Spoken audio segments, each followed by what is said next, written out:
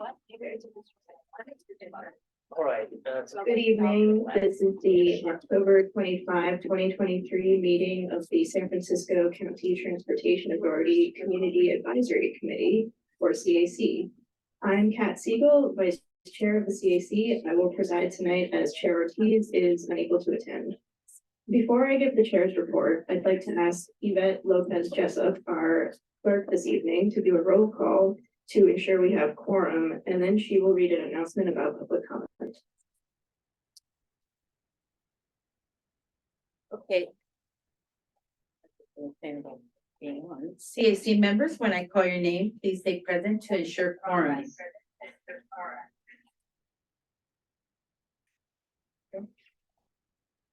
Member Bars.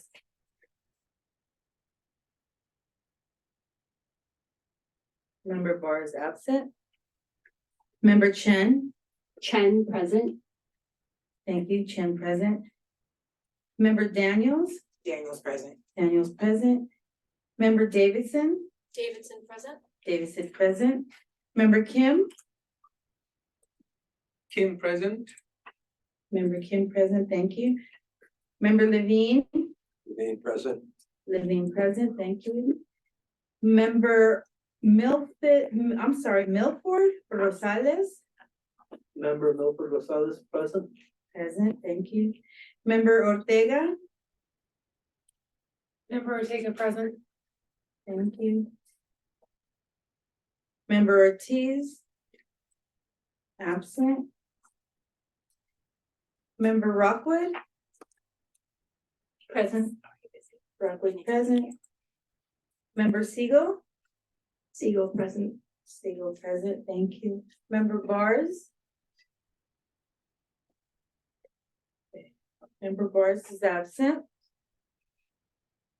Vice Chair Siegel, we have quorum. May I make a public announcement at this time? Yes, please. Thank you. Public comment will be available for each item on this agenda via telephone by calling one of the numbers listed on the front of the agenda or joining the meeting through the Zoom link. Once you join, you will be able to listen to the meeting as a participant. To make public comment on an item, when the item is called, members of the public participating by Zoom wishing to speak should use the raise hand feature or dial *9.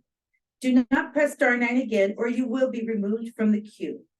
When you're asked to unmute yourself, press *6 or the unmute button to unmute yourself.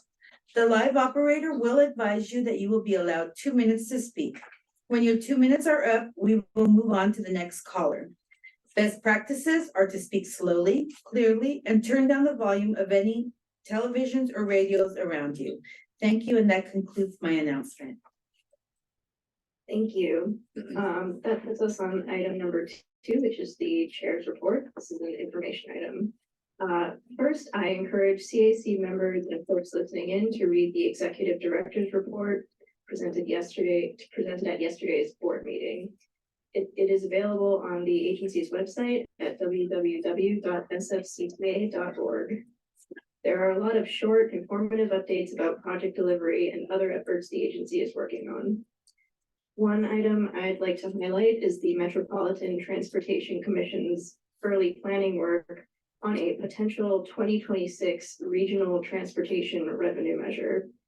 Over the past year, MTC staff have conducted public engagement and an initial round of polling that has informed the development of proposed guiding principles, categories of expenditure priorities, and a list of potential revenue options. Another poll is currently underway. In December, MTC staff seek action from the MTC Commission on a more detailed set of guiding principles and an outline of the enabling legislation necessary to authorize MTC to place a measure on the ballot. Transportation Authority staff has been coordinating with San Francisco agencies to provide input to the process. I'd like to request an update on this at CAC, and we'll share that with Chair Ortiz.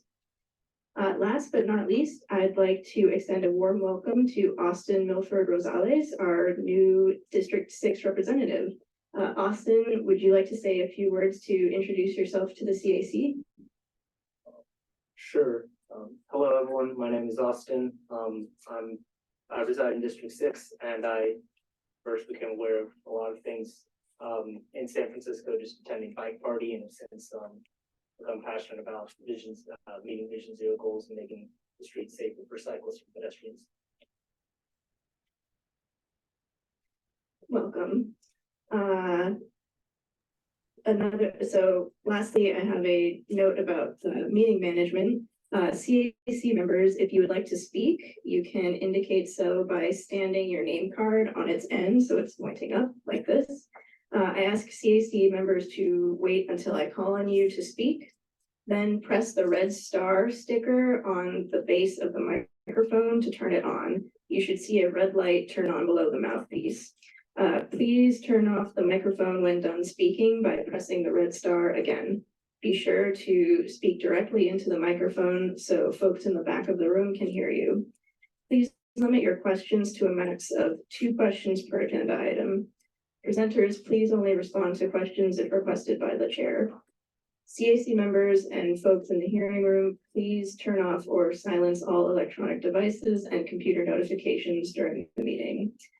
That's it for announcements. Are there any questions or comments from CAC members on the chair's report? Seeing none, is there anyone in the hearing room wishing to give public comment on the chair's report? Not seeing any. Operator, is there any remote public comment on the chair's report? There's no remote public comment for this item. Wonderful. Then that puts us on the consent agenda. Items 3 through 7 comprise the consent agenda. Staff is not planning to present on these items. If a CAC member wishes, any of these items may be removed and considered separately. Any comments or questions from CAC members on the consent agenda?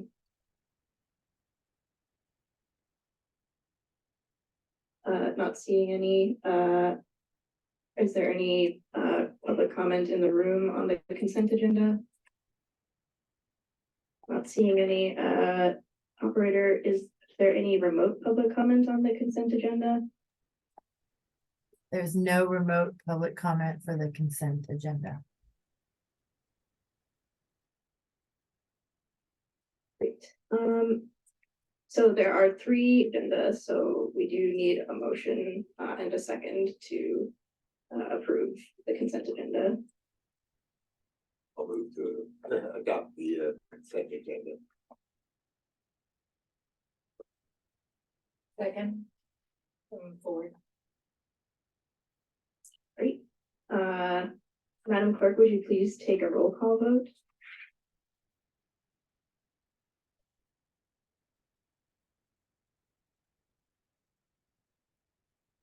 On the motion to approve items 3, 4, and 5 on the consent agenda, member Bars. Bars is absent. Member Chen, Chen, I. member Daniels. Daniels, aye. I'm sorry, Chen, I, Daniels, I. Member Davidson. Davidson, I. Davidson, I. Member Kim. Kim, aye. Kim, I. Member Levine. Levine, aye. Levine, I. Member Milford Rosales.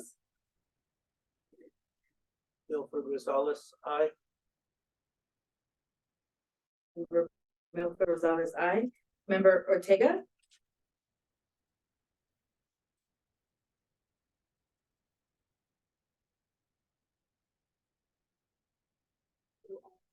Member Ortega.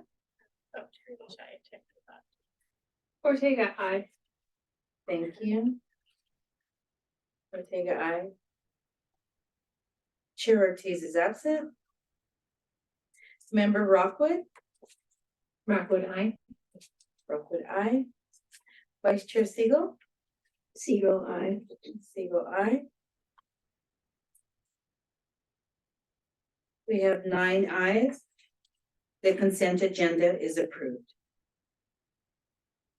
Great. That puts us on item 8, which is a state and federal legislation update. This is an information item. Amber Crabb, Public Policy Manager, is here to present this item. Good evening, Vice Chair and Committee. Great to actually get to present to you. Usually I'm on consent. So here to give just like a quick wrap up of what happened in the first year of the legislative session. So I think our state legislative advocate in his presentation said we had a perfect score. We did have 5 support positions, 1 opposed unless amended, and 3 bills we were having on our watch list. Of the support positions, 4 of the bills were either became law or were signed into law by the governor. Those were ACA 1, which is the bill that, or the constitutional amendment that would lower the voter threshold for certain types of taxes for infrastructure, like so for local taxes for infrastructure purposes. Assembly Bill 251, which would establish a vehicle weight safety study. Assembly Bill 361, which allows video imaging of bicycle lane parking violations. So basically, so that the enforcement officers don't have to get out of their car and can move quickly. And then the one that we're the most excited about is Assembly Bill 645, the speed safety camera legislation. So I think you're going to hear a little bit more about that later in the Prop L presentation, but I know we've all been celebrating that. The other bill that we have a support position on that did move forward is Senate Bill 532, which is Senator Wiener's bill proposal to increase the bridge tolls to fund transit. And that he's doing another round of discussions with various legislators and stakeholders in the Bay Area, and I think it's going to be convening some public forums to discuss that or other options to increase funding for transit operations in the second year of the session.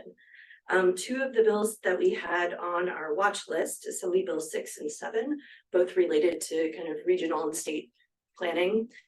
They were both held but can be taken up next year, so we'll continue to hold them on our watch list.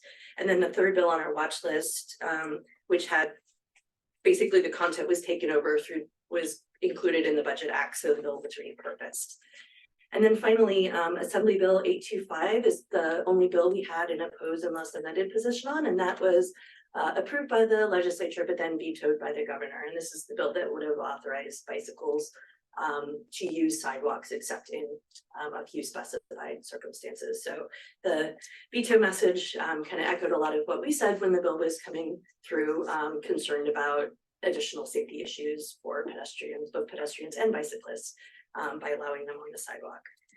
So just flagging, now that we're finished with the first year, we're kind of going into this cycle where we're putting together our legislative program for next year, and we'll be bringing that to you in January, but likely we can cross the speed safety cameras off of our standing list of priorities, but I think the focus again is really going to be on transit funding in this upcoming year.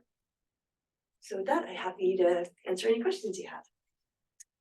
Thank you so much. I see a question from Member Levine. Go ahead. Keep that, there it goes. Yeah, just a quick question. Just wondering whether you have any plans to do any exploration of autonomous vehicles in your next state program? Yes, we will definitely.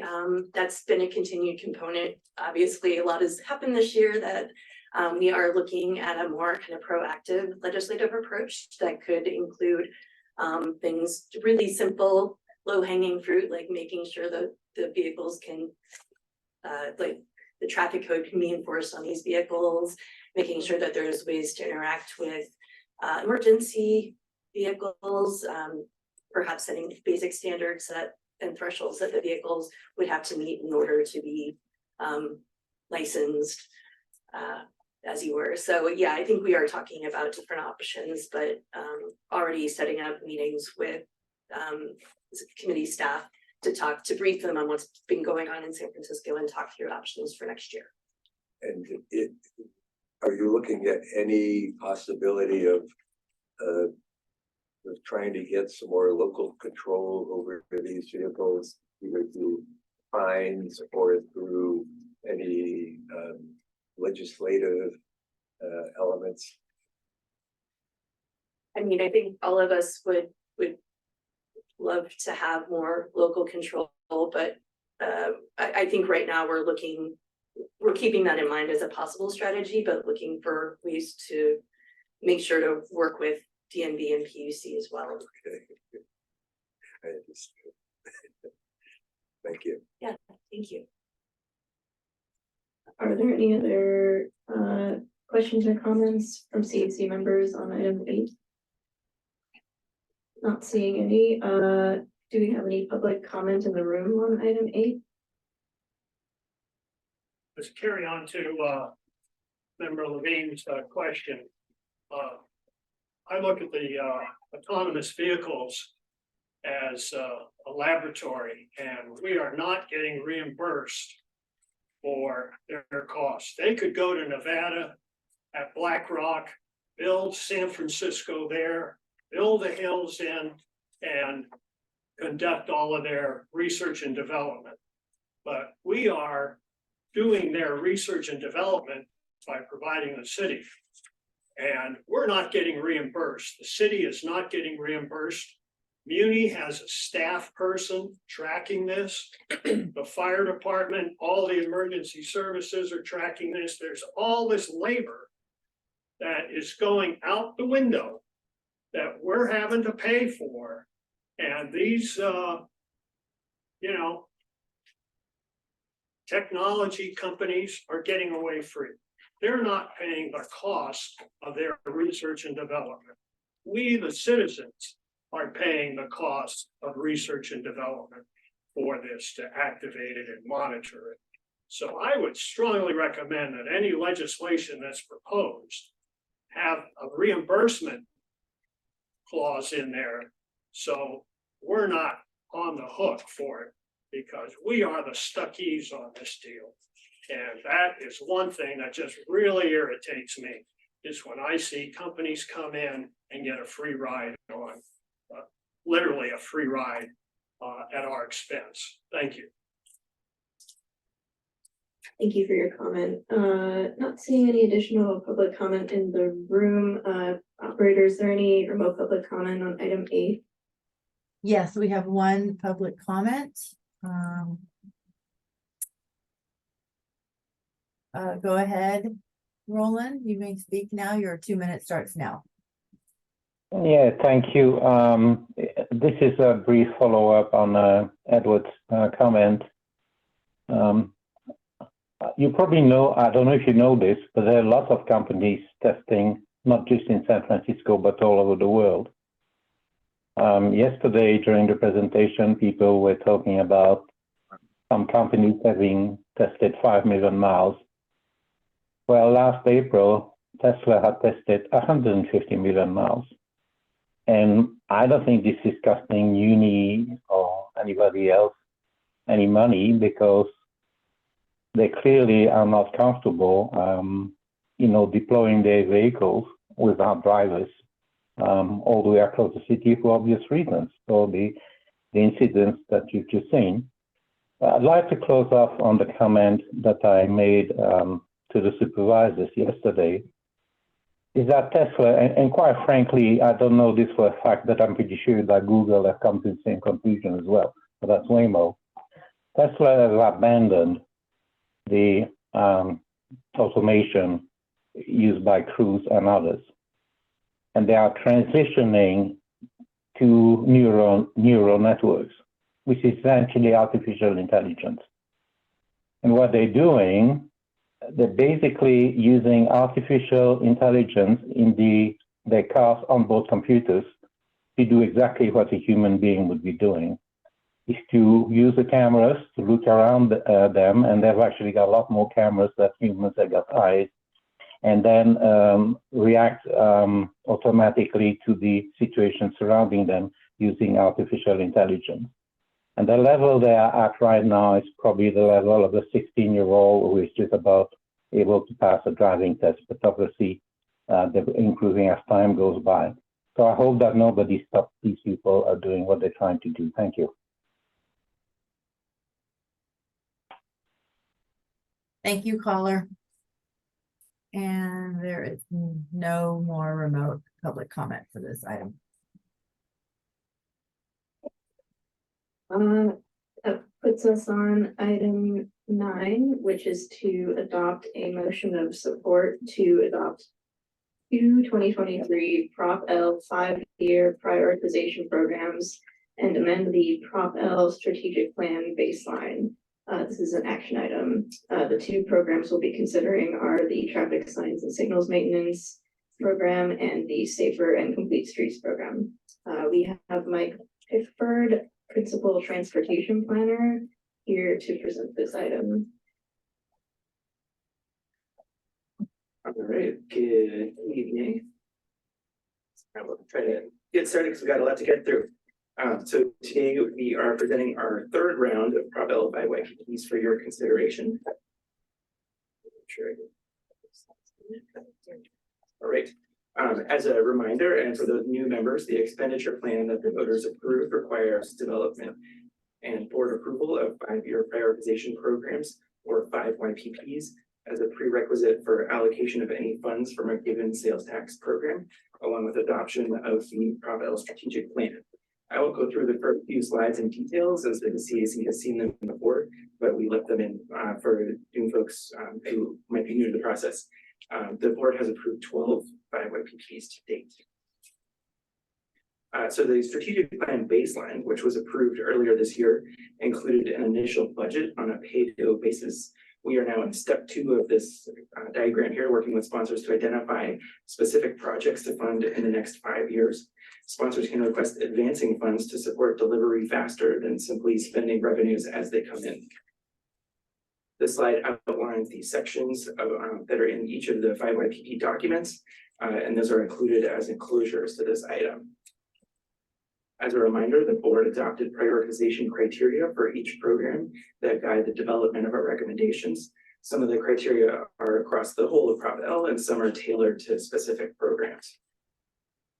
Our recommendations are also based on a series of public engagement efforts that we conducted to inform the development of the 5YPPs. Next, we'll go over the 2 5YPPs that are recommended for approval today: traffic signs and signal maintenance, and safer and complete streets. For traffic signs and signal maintenance, the Western Addition project is a great example of how our prioritization criteria are working well. This project includes safety upgrades that are recommendations from the Western Addition Community-Based Transportation Plan. Prop L would also be leveraging a $17 million federal grant. For the Tenderloin Signal Upgrades project, this project still needs to find some funds, but we believe the project will be competitive for grant sources. So we are recommending funding this as matched now. The Great Highway Signals project includes ADA upgrades to improve accessibility along the highway. And while there is some uncertainty about future configurations of Great Highway, SFMTA says that these signal upgrades will be required regardless of the design. There are also projects in this 5YPP that will tackle signal upgrades at multiple locations across the city. These upgrades and maintenance include things like replacing signage and some maintaining to ensure a state of good repair, which is a safety benefit for signals because the equipment has reached the end of its useful life, and we do need to ensure that these signals keep working. Visibility upgrades include things like increasing the size of the signal heads from 8 inches to 12 inches and adding mast arms so that they're easier to see. City coordination is for a conduit that will hold wiring for future signals, and that conduit can be installed when Public Works is doing paving projects in advance of any signals. For the bus transit signal priority project, this will replace existing equipment that holds green lights for buses, which allows them to travel along their routes more efficiently. This hardware is at the end of its useful life. SFMTA is separately requesting funds to expand this program to new locations, but that is from a separate 5YPP. We're excited about opportunities to speed transit. However, we have raised some concerns about delivery for this project, including a lack of capacity in SFMTA's signal shop. SFMTA has current open grants that have not progressed as expected. And so before we recommend allocation of any of these funds, SFMTA needs to demonstrate that the project is ready for implementation and that there is capacity to do the work. The Safer and Complete Streets by YPP has three sub-programs: capital projects, outreach and education, and new traffic signals. This group on the slide is programmatic projects that do not yet have locations identified. For Safe Streets evaluation, we've funded this for a number of years now. The project looks at quick builds and larger projects and assesses them to determine how well they worked and if there are lessons that can be applied for future projects. School traffic calming is one we're excited about. This is combining SFMTA's previous walk audit program, where they would assess needs around 5 schools per year, as well as their proactive school traffic calming project, which included things like painting loading zones. For this new combined program, SFMTA will also focus on daylighting and installing speed humps around the schools. We've asked SFMTA to develop guidelines prior to allocation of these funds, including a clear articulation of how schools will be prioritized.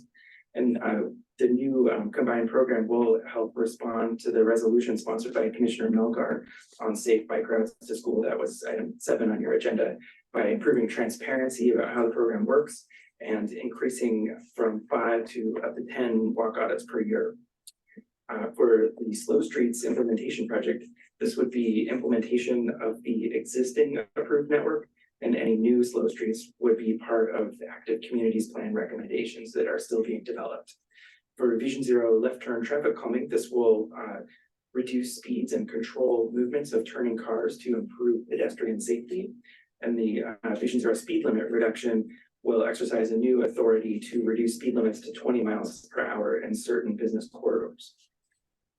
The active communities plan gets its own slide because it's a big effort to plan for transportation by bicycle, scooter, and other devices that roll. This plan, as you probably know, is not done yet, so we are recommending programming funds to a placeholder for future projects. We're also recommending a condition to make sure that a thorough implementation plan is completed prior to allocation of any funds from that placeholder.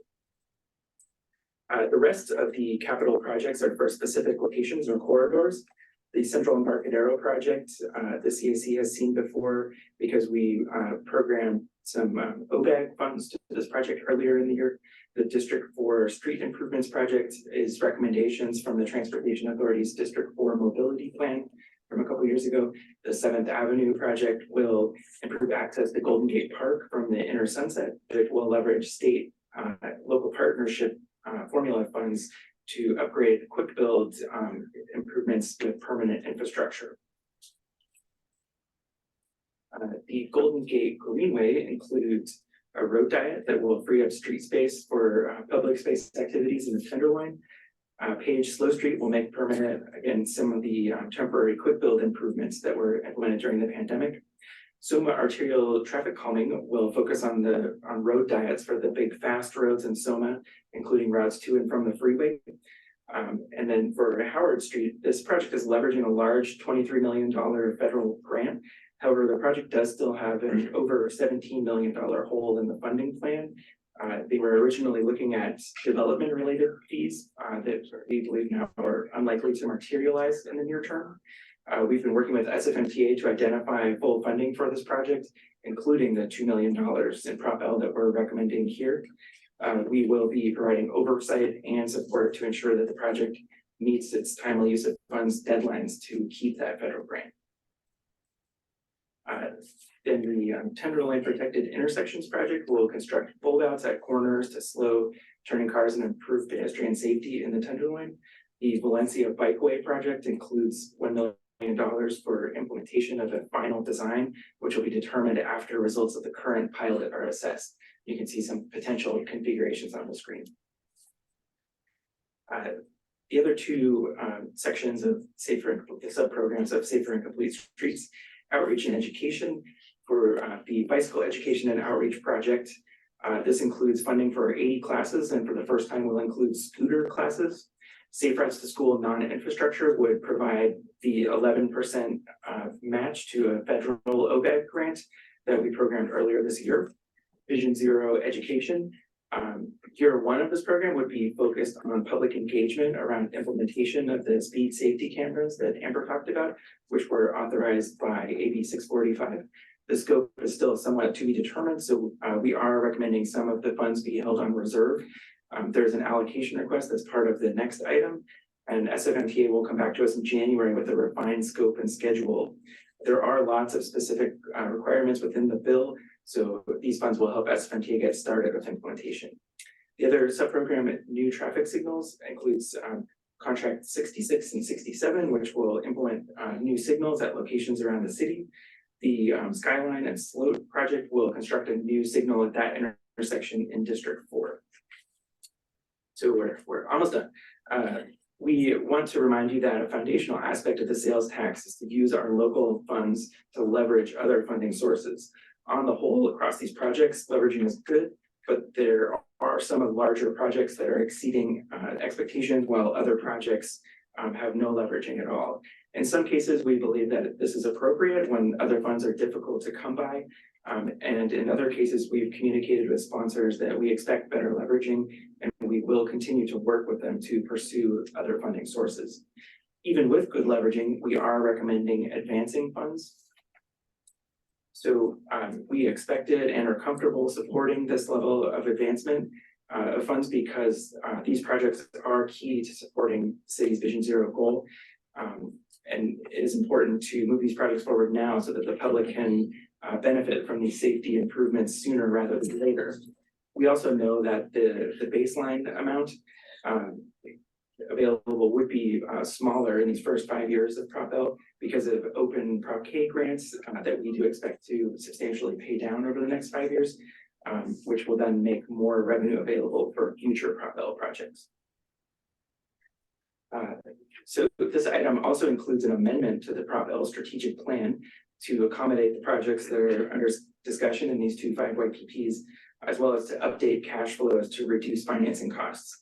For BART's core capacity project, they are able to spend down a state grant before spending Prop L funds. So that's part of a funding request in the next item. So we are able to move some Prop L cash flow later. And we are also pushing out some cash flow for the community maintenance 5YPP to ease certain debt pinch points in future years.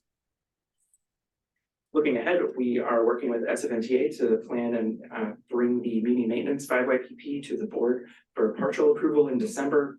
And then, and this would only program projects that are requesting funds in fiscal year 2023-24. We will recommend placeholders for the remaining 4 years of that 5YPP to provide more time to refine the project's priorities and funding plans. We will bring the remaining 5YPPs after that to the CAC and board in early 2024, followed by adoption of the final strategic plan.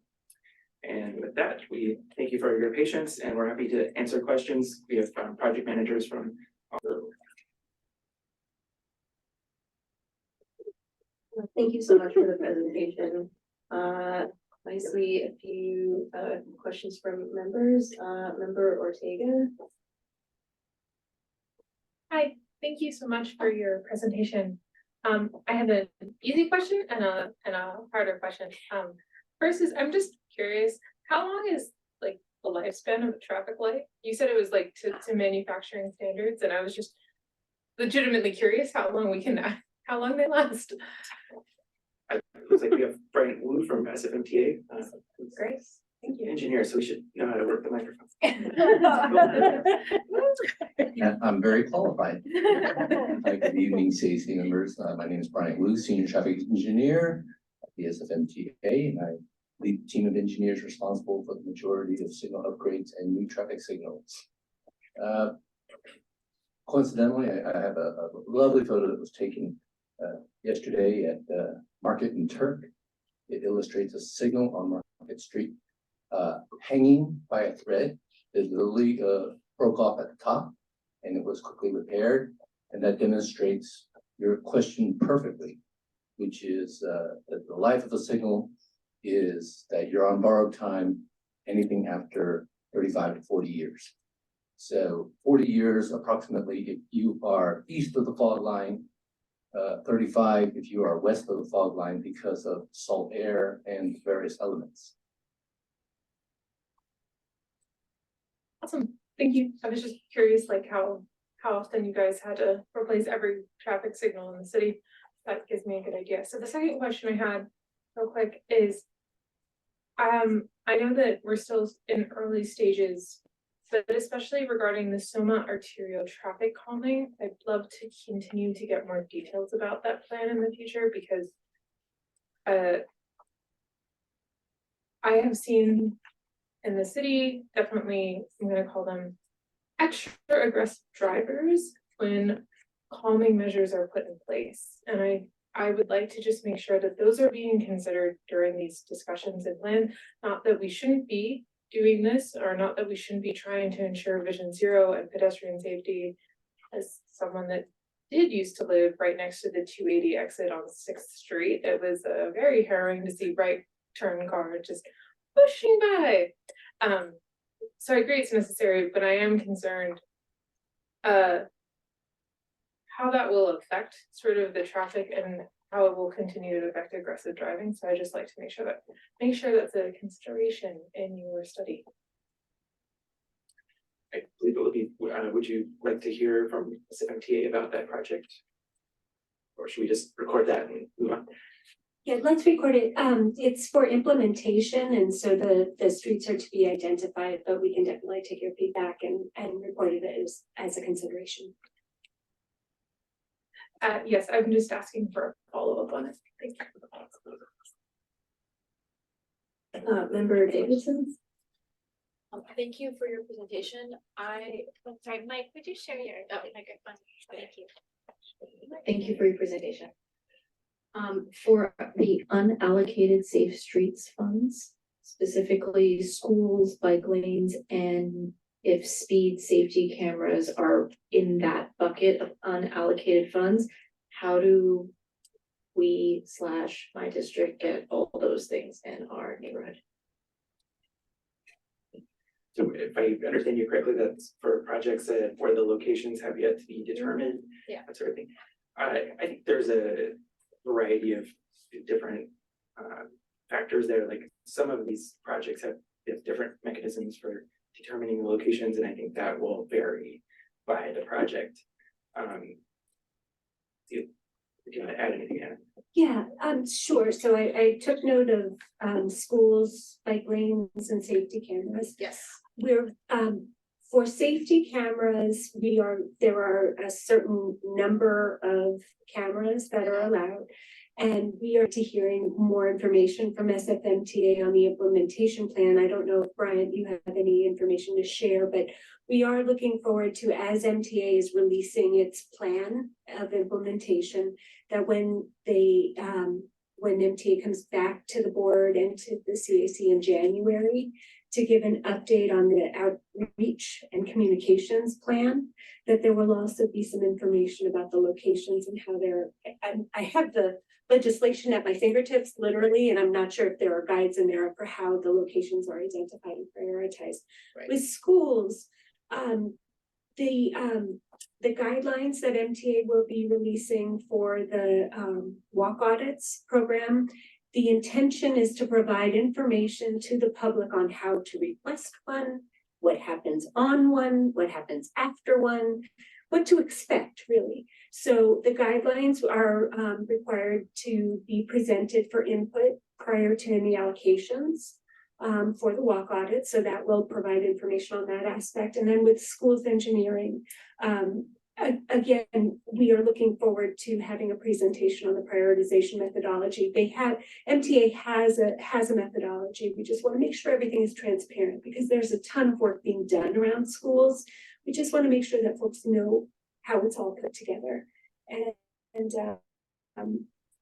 bike lanes are coming out of the Active Communities Plan. So we are also looking forward. We have a placeholder. And again, this is just to make the funds available for projects. You will all be able to weigh in and see the allocation requests as the allocation requests come through the cycles. Thank you, Anna. I can answer just a brief overview of a couple of items that were brought up. The first being automated speed enforcement. Yes, the SFMTA is currently identifying ideal locations to actually take speed measurements and see where which locations would be most effective. So just to clarify to the CAC, the way that the 5-year pilot is written, it specifically limits us to 33 locations. Those locations must be on the high entry network, and they also cannot be on any state routes. So streets like 19th Avenue, Lombard, things like that, those are automatically off the table. And so we have a limited number of streets. And so naturally you want to focus on areas around schools, collision history, high density, basically opportunities where folks might feel eager to press their lead foot down. So we want to specifically target locations where it would be most effective. I don't know what the complete school program is, but being one of the fathers of the proactive school traffic calming program, I can tell you that that program has been extremely successful and going on for many years already. And the original target, and still remains, was to proactively install traffic calming in every school in San Francisco. And obviously, no school, no child gets left behind. And so how we prioritized it back when we first created the program was based on the number of students multiplied by the number of collisions immediately affronting the school. And of course, as we distributed funds to install proactive traffic calming, we tried to even it out throughout the city. But our guiding principles were most students along with the most collisions so that we could do the most good in the shortest amount of time.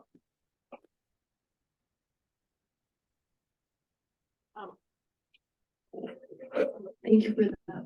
Will there be an opportunity for the CAC to comment or advocate for specific intersections for speed cams once, the initial proposal is out? I believe that's part of the outreach effort. I'm not actually heading that program, but I do provide some technical support because obviously how the cameras are installed is somewhat similar to how red light cameras are installed, which is part of my team's work.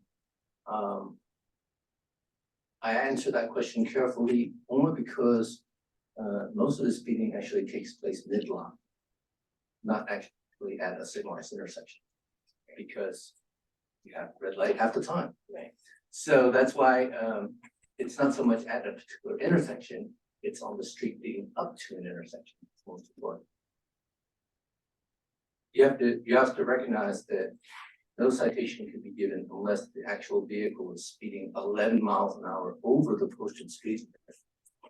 So that's an important criteria because obviously a location, for example, where we have good arterial traffic calming or good signal coordination, where the speeds are quite managed well despite high traffic volumes, that would not necessarily be an ideal location for a camera. It's someplace a little bit quieter, but where speeding is shown a pattern of greater egregiousness. So that is exactly what this evaluation is supposed to be determining. I don't want to speak nationally, obviously for the head of that program, but just a technical reason. Thank you. Sure. Member Kim. Thank you, Chair. I have a question about safer and complete street, especially the bicycle education. Yeah, I saw some education happen in my neighborhood, and then, but if a lot of people bring the bicycle to school, is the school provide bike rack to students? My experience, my kids, when they're young, their school has it, but high school, I'm not sure. They have bicycle rack. So that's my first question. So the project that we're talking about here is primarily focused on adult education. So So more like learn to ride classes for adults. But yeah, if someone from SFMTA would be interested in answering that question and speaking to bike education.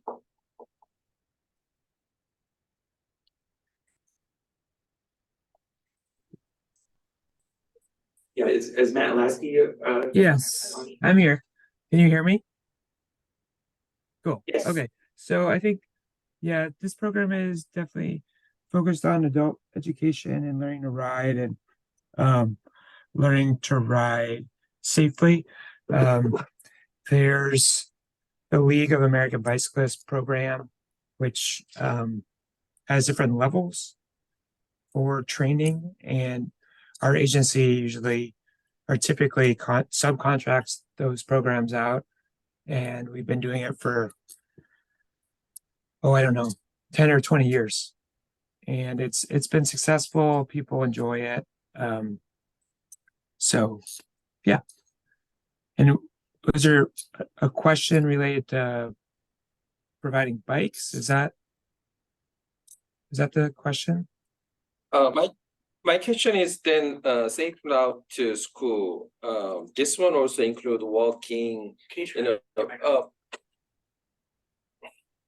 walking or bicycling, and then yeah, I saw the document, mainly K-5. A lot of kids live nearby, so we recommend kids and family use safe route to school. So, for example, kids with parents early morning, they ride a bicycle to school, but they need some bike like for parking their bike. So, but it's related to SFUSD. For example, I don't know this project only K-5, but middle school and high school, a lot of kids, maybe hundreds of kids might want to ride a bike, but school doesn't provide a bike rack, and then there's nowhere they can keep it. Yeah. Okay. Well, there's other programs I'd say we're working on safe routes to school for people bicycling, and there's the active communities plan, which is a plan in progress. Mike touched on it in the presentation.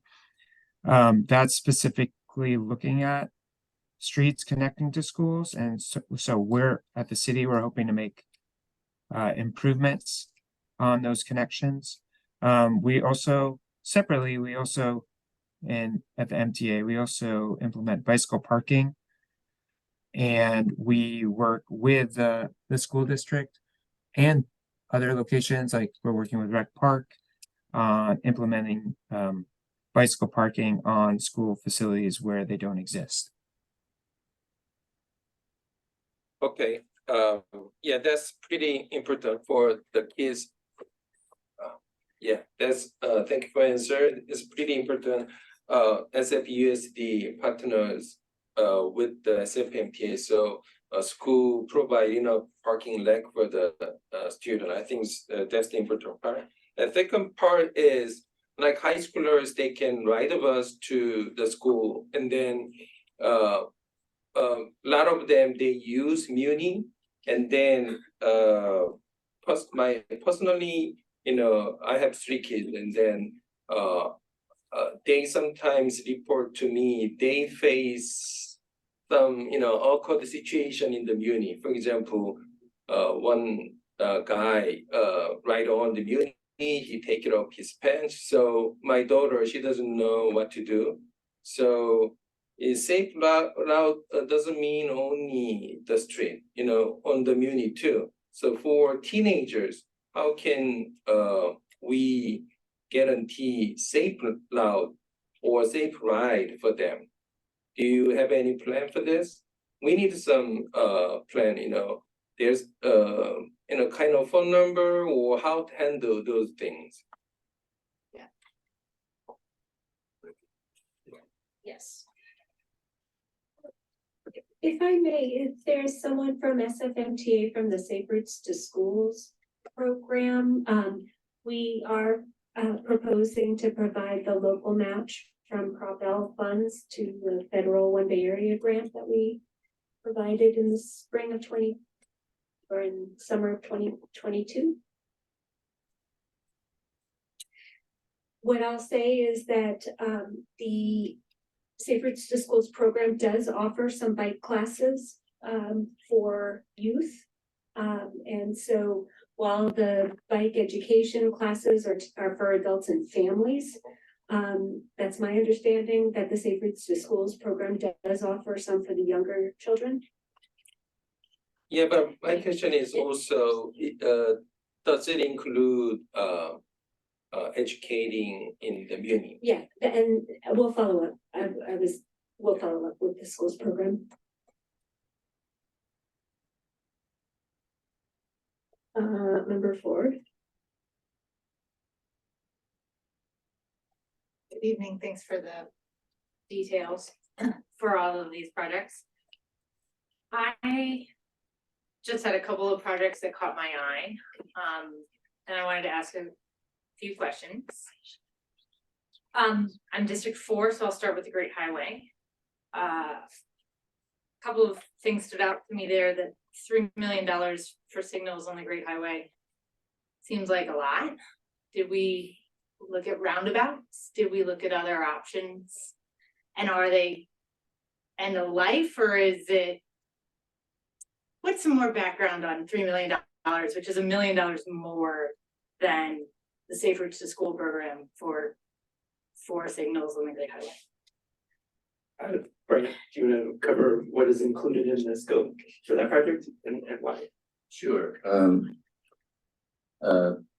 First, being a District 4 resident and myself a former District 4 resident, if you go out to Great Highway either on a nice Friday afternoon all the way through Monday morning, the street is closed to facilitate biking and walking and recreational activity.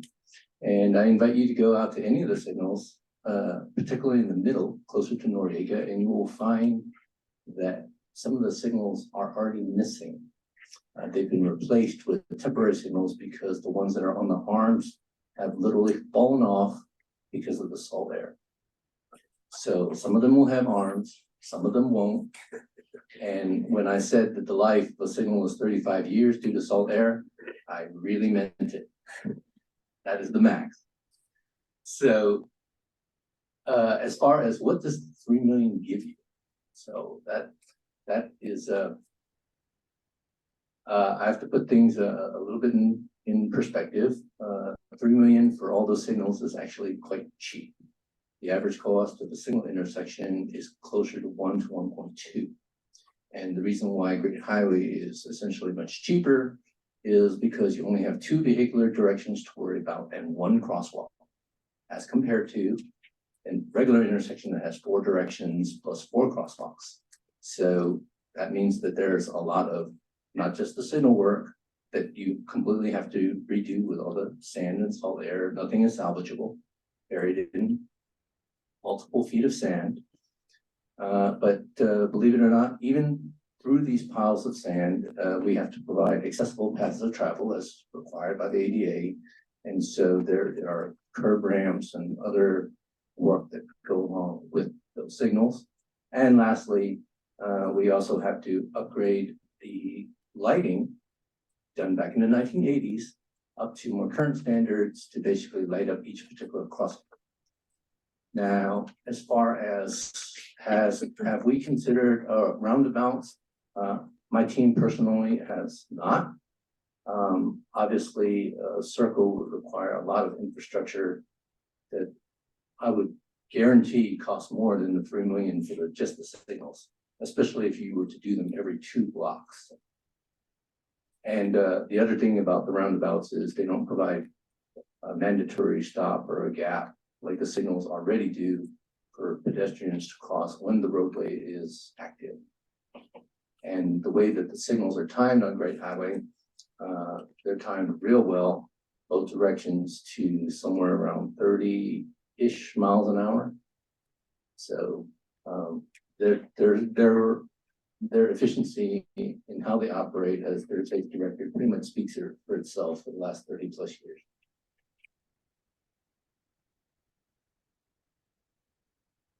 Thank you.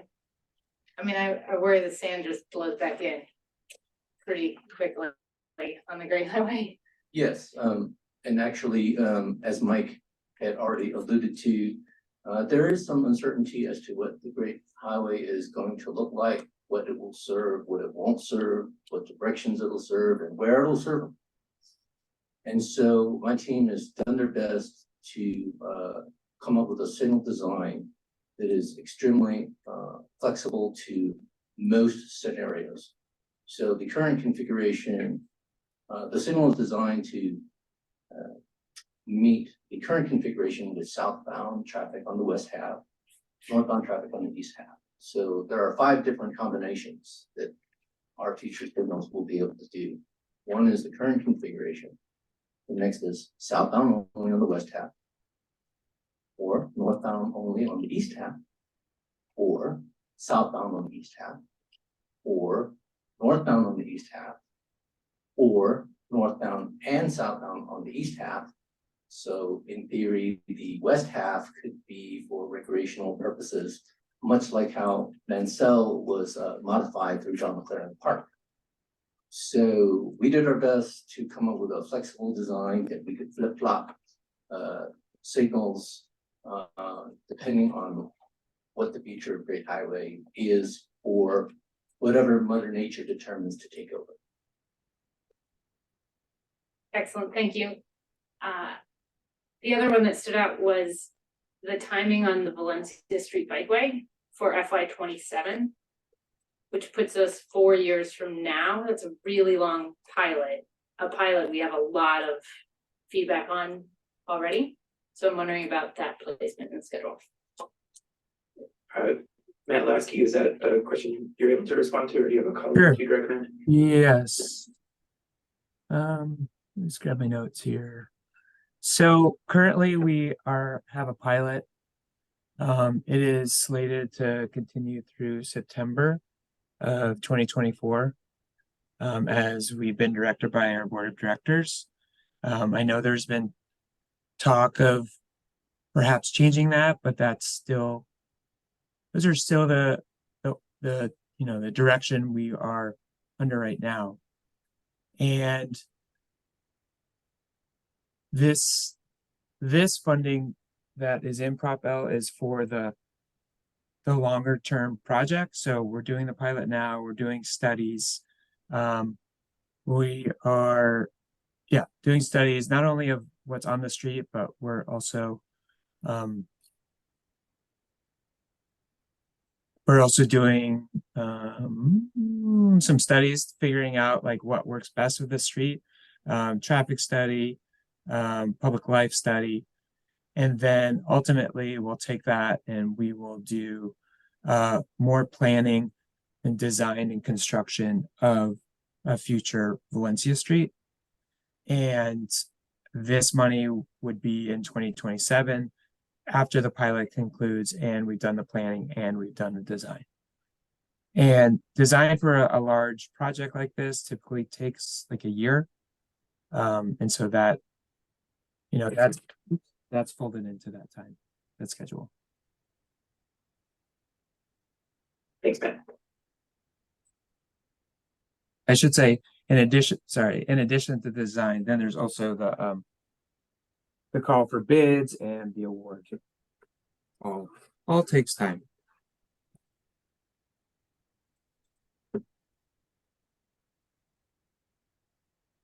Thank you. And then just a small comment about whether Safe Route to School walk audit could roll in bike audit as well as walking to schools. If most of our students are going 2 miles to school, it's a long walk, but not that long of a bike ride. And there's a fairly big difference between a safe walkable route to middle school and a safe bikeable for a middle schooler trip to middle school. So I think a lot of traffic calming would benefit, if the idea is to slow cars, you would benefit pedestrians and cyclists. I will say we're also, of course, Commissioner Melgar has recently sponsored this resolution that the Transportation Authority Board approved, pushing SFMTA to include planning for bicycling access to, especially to high schools and middle schools, in the active communities plan. So we are expecting to see that included, and then recommendations could be funded through that placeholder that I mentioned earlier. Yeah, and we have staff from MTA here. Emily, did you want to speak to the schools program at all? I mean, what I can say is that there are, the walk audits and the school's engineering program are typically within 1 to 2 blocks of the school area. That's how they're structured. Whereas, as Mike said, the active communities plan is the route to school. So, and that's intentional. And the Commissioner Melgar's resolution for safe passages to school for SFUSD schools is to encourage SFMTA to give consideration to where schools are located when we are seeing recommendations coming out of the active communities plan. So that's the relationship among the programs. Thank you.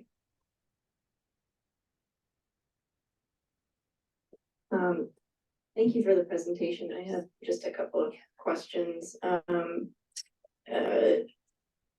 You mentioned, if I heard you correctly, when you were talking about the transit signal priority projects, you mentioned just some concerns about the capacity of the signal program and time, like delivery of projects that have already received grants.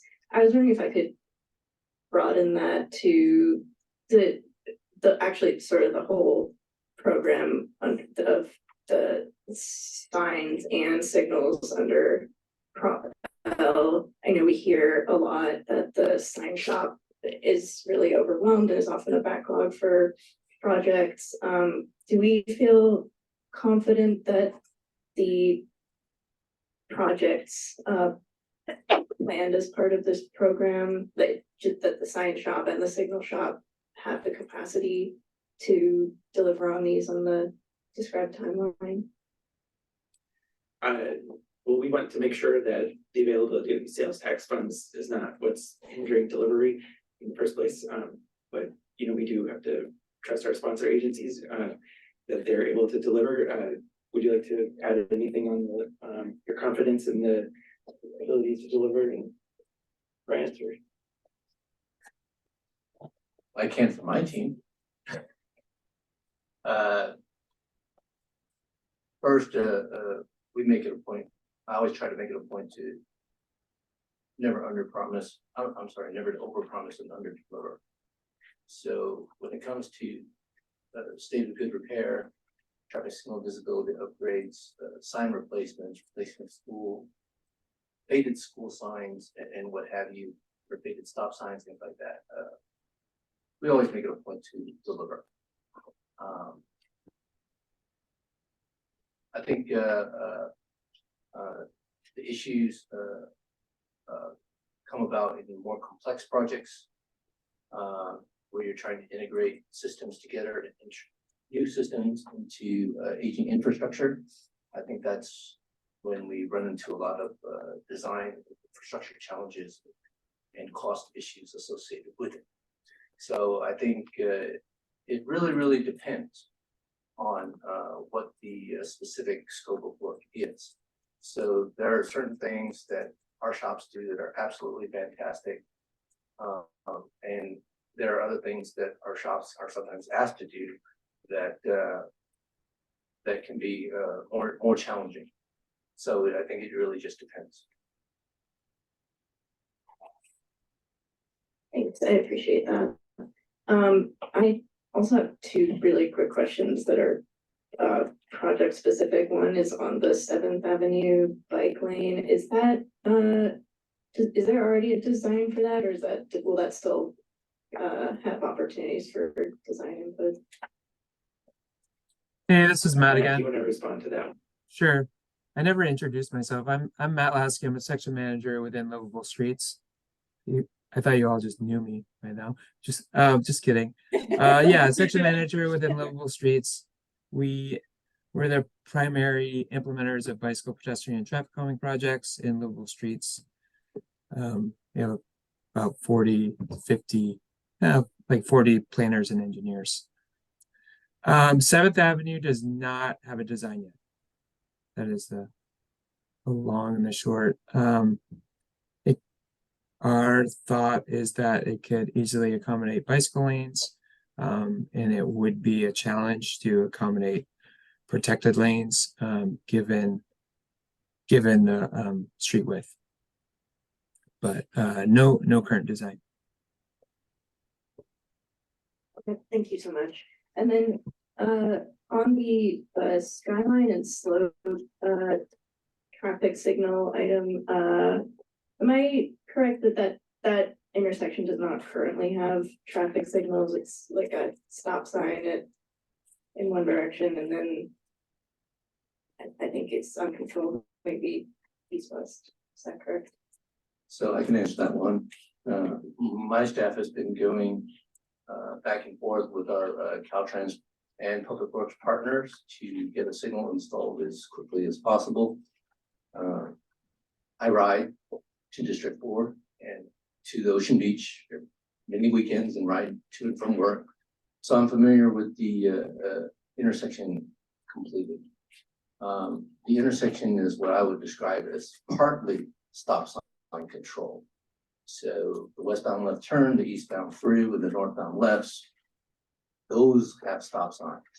There are other uncontrolled crossings, shall we say, where you could have 35, 40, 45 mile per hour traffic to go right past just a simple marked crosswalk, or bicycles have to weave across these currently uncontrolled crossings. And so our signal design has 100% fully signalized control of all directions and every crosswalk. That is part of the reason for the high project cost, not just the width and size of the intersection. So our signal that we hope to put in mid 2024 is when you really see the construction happening.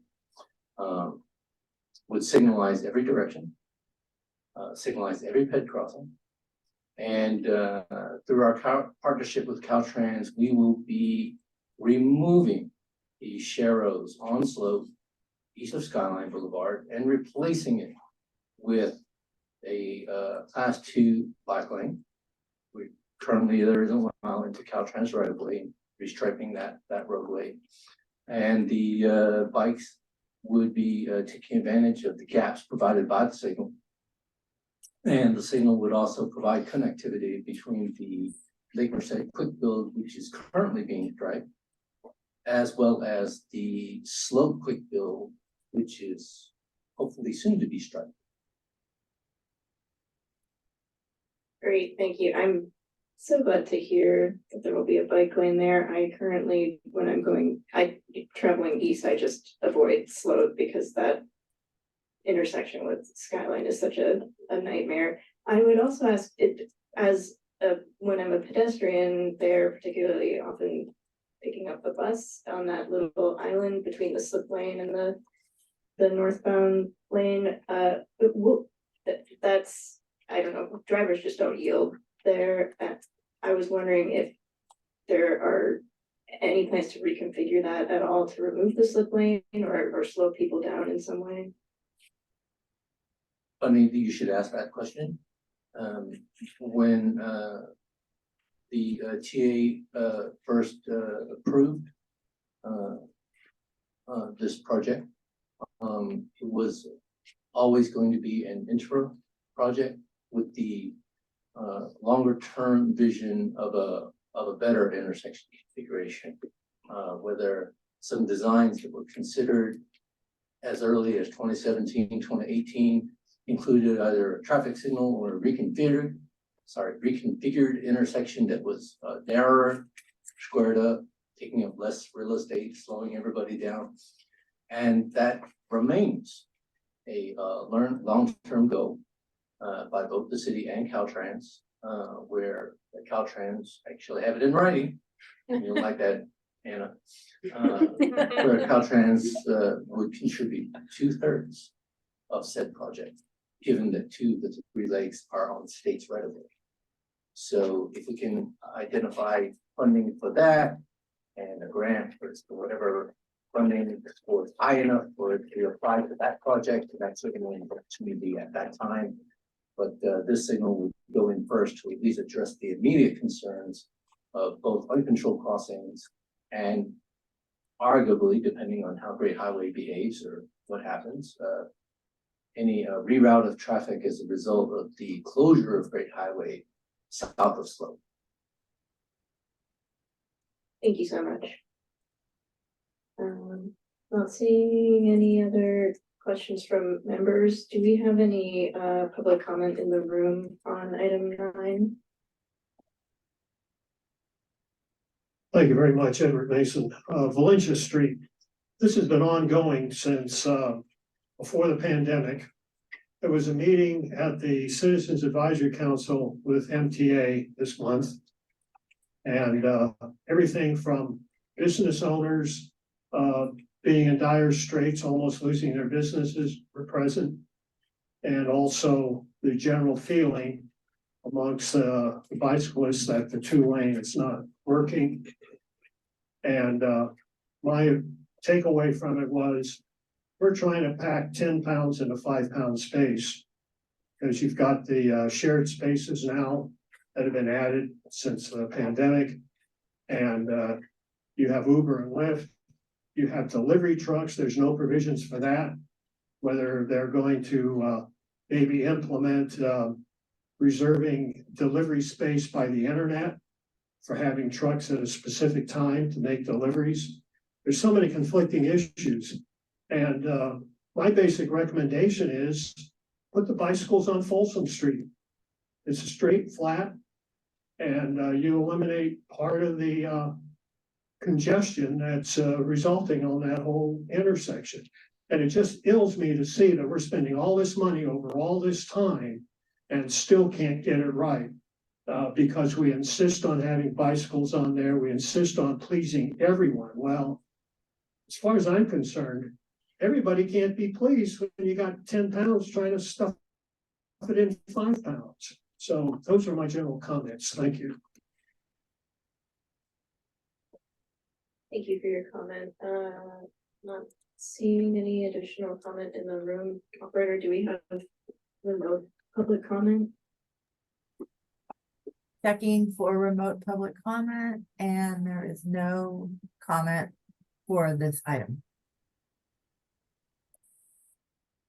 Great, public comment is closed. This is an action item. Do we have a motion on this item? Ortega moves to accept it. I get a second. Yes, Kim second. Great. Can we take this same house, same call without objection?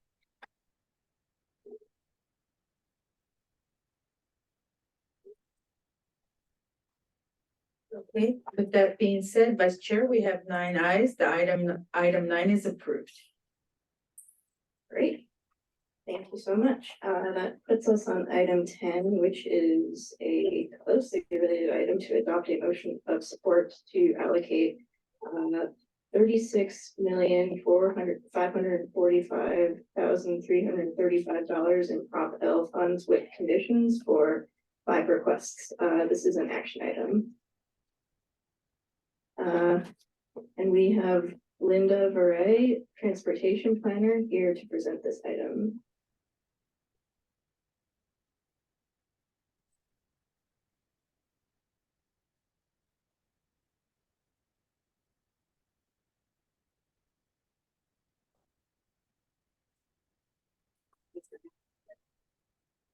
All right.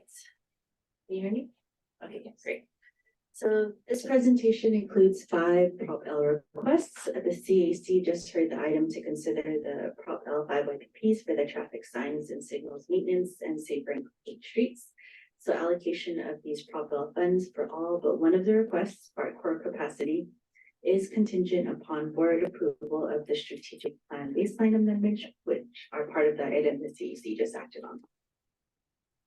So the first Prop L request is for the BART core capacity program.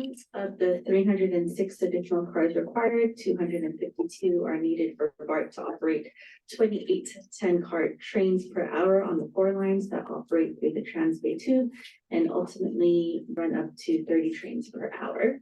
And the remaining 54 rail cars are to increase capacity on the Orange Line, which does not operate through the Transbay Tube, and to increase ready reserve trains, which are needed in case delays occur. So the core capacity project includes 4 project elements. The first is 306 additional fleet of the future rail cars. 2 is a new communications-based control system to replace BART's legacy 50-year-old fixed block train control system. 3 is additional rail car storage, and 4 is additional track power stage substations. So this is a $5 billion program that's leveraging over $1.3 billion federal core capacity grant. As an aside, Prop L also has some funds for a future mini core capacity program that is also intended to leverage a federal core capacity grant similar to what BART has done here. So for tonight, BART requested Prop L funds to support purchase of the 54 additional rail cars as part of the planned 306 additional cars. And Alameda County Transportation Commission is contributing an equivalent amount of sales tax in the same time frame as Prop L. And there is a special condition to this project. So as a Prop L major capital project, the TA will engage in enhanced project delivery support and oversight of this core capacity program. And this includes ongoing participation by TA staff or its project management oversight consultants. An FDA project management oversight monthly and quarterly meetings, and MTC hosted funding partner meetings. Great. And the next 3 Prop L requests are for traffic signal upgrades from SFMTA. This includes pedestrian signal improvements, which are the countdown signals and accessible audible pedestrian signals. So this Prop L request here is for the Western Addition Area Traffic Signals Upgrades Phase 2. This is for a local match to a federal Safe Streets for All grant to upgrade existing signals at 12 locations with the pedestrian countdown signals, the accessible PED signals, and signal visibility improvements, which are the larger signal heads and the mast arms. So this project will enhance pedestrian and bicyclist safety, transit connections, and community space, and advance the city's Vision Zero goals through upgraded signals, speed reduction strategies, as recommended in the Western Addition Community-Based Transportation Lab. So 15 of the 16 locations are on the high injury network, and speed reduction strategies such as 20-mile eligible corridors, radar speed signs, quick build projects, and a community education outreach campaign will be funded by Prop B general funds and the federal grant. Okay, and the next Prop L request is for the traffic signal visibility upgrades fiscal year 24. This is for $400,000 to fund the construction phase, and this project will improve traffic signal visibility at 8 intersections, and these areas include equity priority communities, which are in the Bayview, Tenderloin, Soma, Excelsior, Outer Mission, Chinatown, and Western Addition. And this will replace 8-inch signal heads with 12-inch heads at locations with a history of red light running collision. And additionally, this will also improve traffic signals at 20 intersections by installing signal backplates with yellow retro reflective borders at the locations with speeds at or over 40 miles per hour, or at locations where a major freeway segment terminates. So these upgrades will focus on Vision Zero high injury network corridors and improve safety at signalized intersections throughout the city. So those locations are in your packets. And the larger traffic signal head lenses and the signal backplates with the retro reflective borders do have greater visibility, and that can improve driver awareness and reduce red light running. Okay, and the next Prop L request is from the MTA for the traffic signal hardware replacement for fiscal year 24. This is for $500,000 to fund the construction phase. And the locations that are identified are based on the maintenance issues and or the presence of legacy technology that are no longer supported by the manufacturers. There is no excavation needed, so MT Signal Shop can procure and install all the signaling equipment proposed for the replacements. So there's no contracts. And the replacement of traffic signal hardware will help maintain traffic safety assets in a state of good repair, which ensures a safe and reliable transportation system. And the last request, which you've heard about from my colleague Mike, is the Vision Zero Education and Communication Speed Safety Cameras. This is a request for $150,000. So Assembly Bill 645 Friedman required pilot cities to administer a public information campaign for at least 30 calendar days prior to the commencement of this program, and that includes public announcements in major media outlets and press releases. So we are recommending holding most of those funds on reserve, which is about $130,000. This provides MTA with some funds to develop a scope, schedule, and budget, and release of those funds is conditioned upon MTA's presentation of draft education and communication plan to the board for input, and that's anticipated to take place in January 2024. So with that, I'm able to answer questions, and we also have PMs, project managers from BART and MTA here. Great, thank you so much for the presentation. Are there any questions or comments from members on item 10?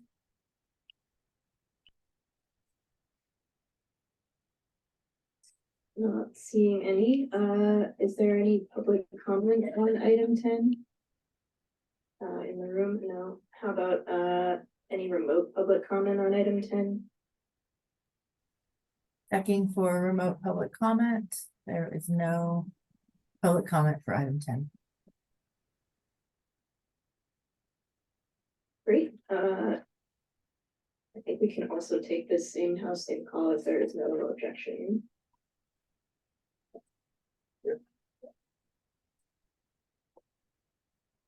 With that being said, Vice Chair, the item is approved. Great, that puts us on item 11. Which is to adopt a motion of support to program $2,601,000 in Senate Bill 1 Local Partnership Program Formula Funds for construction of the Yerba Buena Island Hillcrest Road Improvement Project and design of the Yerba Buena Island multi-use pathway. Approve 2 fund exchanges with conditions to fully fund the Hillcrest project, including accommodations for a new Class 1 multi-use pathway, and appropriate with conditions $4,850,000 in Prop K funds for design and construction of the Hillcrest project. This is an action item, and we have Camille Cauchois, Assistant Transportation Planner, here to present this item. Thank you. Thank you for introducing the white lights. They're so basic, they're hard. All right, good evening, CBC members. I'm Camille Cauchois, Assistant Transportation Planner, and tonight I will be presenting the funding actions needed to fund the Hillcrest Road Improvement Project, including accommodations for a new Class 1 multi-use pathway. I will refer to these projects as the Hillcrest Project and the MUP as I go through the presentation. The MUP for multi-use pathway, to avoid saying it 40 times. Yeah. All right, so as you saw in September, the Transportation Authority is undertaking a combination of improvements on Yerba Buena Island, including roadway, transit, and bicycle and pedestrian components. In September 2023, the board approved an increase in the professional services contract with WMH Corporation for the design phase and Caltrans right-of-way approval for the Hillcrest project on Yerba Buena Island.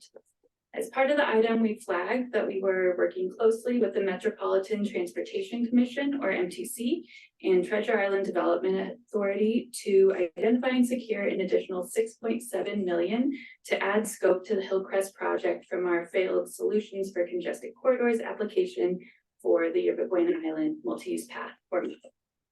The Hillcrest project is nearly done with design and getting ready to advertise for construction in early 2024, so there's some urgency to this item. The full MUP will connect the Bay Bridge eastbound path to Treasure Island through a Class 1 separated pathway. It will be built in 4 segments that you can see here on the slide. The MUP is the orange line that spans the lower half of the island on the inset map. It's a big project that will be built in phases. Today, we are focusing in on the relationship between the Hillcrest project, road improvement project shown in the teal in the inset map, which aligns with segment 2 of the MUP. And the MUP is parallel to Hillcrest on the water side of the island. We are proposing to expand the scope of the Hillcrest project to include accommodation for the future MUP, which we'll explain in further detail. So the Hillcrest project can be built to accommodate the future implementation of segment 2 of the MUP through the project's upcoming construction contract. The MUP envisions a 16-foot class 1 bike pedestrian path. This requires a wider cross-section on Hillcrest and a taller and longer retaining wall built into the hillside. You can see the wider cross-section needed in the bottom image on the slide and how that is greatly expanded from the baseline scope shown above. Building this now as part of the Hillcrest project would achieve construction and cost efficiencies and avoid a costly future demolition and reconstruction. With the Hillcrest project headed toward construction in advance of the MUP project, we are seeking to maximize coordination opportunities to accommodate the future MUP to the greatest extent possible while contractors are in the field. We really want to get it right the first time and avoid having to redo part of the project at a later date. Now, this table shows the updated funding plans for the design and construction phases of the Hillcrest project. The increased costs for each phase are shown in green. And again, these are to accommodate the segment 2 of the MUP. We have a funding gap that we need to fill to complete the funding plan for Hillcrest design and construction so that it can advertise for construction in early 2024. So that's $750,000 in design and $6.7 million in construction. We need to fill those funding gaps with non-federal funds because Hillcrest has state CEQA environmental clearance, but not federal NEPA environmental clearance, which would take additional time and funds. Next, I'll go over the 3 types of funding actions proposed today to fill the gaps. It's a bit complicated to achieve this, but we've identified non-federal funds to fill the gap that are available in time to meet the Hillcrest construction schedule. So with the 3 types of actions needed to achieve our goals, the first is to program additional funds through the SB1 Local Partnership Program, or LPP. Our recommendation today is to program $2.6 million in SB1 LPP funds to Hillcrest Construction so that it can advertise for construction in early 2024. The $1,000 to MUP is an administrative requirement by the California Transportation Commission, or CTC, in order to facilitate the shift in funds between MUP phases to complete all the funding plans. The SB1 LPP program rewards jurisdictions with voter-approved taxes, tolls, and fees dedicated to transportation. It's administered by the CTC, has very broad eligibility for project types, requires a dollar-for-dollar match and a full funding plan. And as the Prop L, AA, and TNC tax administrators, we will receive about $8.8 million in formula funds this cycle, which includes a one-time incentive funding of $5 million for the passage of Prop L last November. Next, there are 2 proposed fund exchanges. So again, this is to complete the Hillcrest funding plan with non-federal funds since the project doesn't have federal NEPA clearance.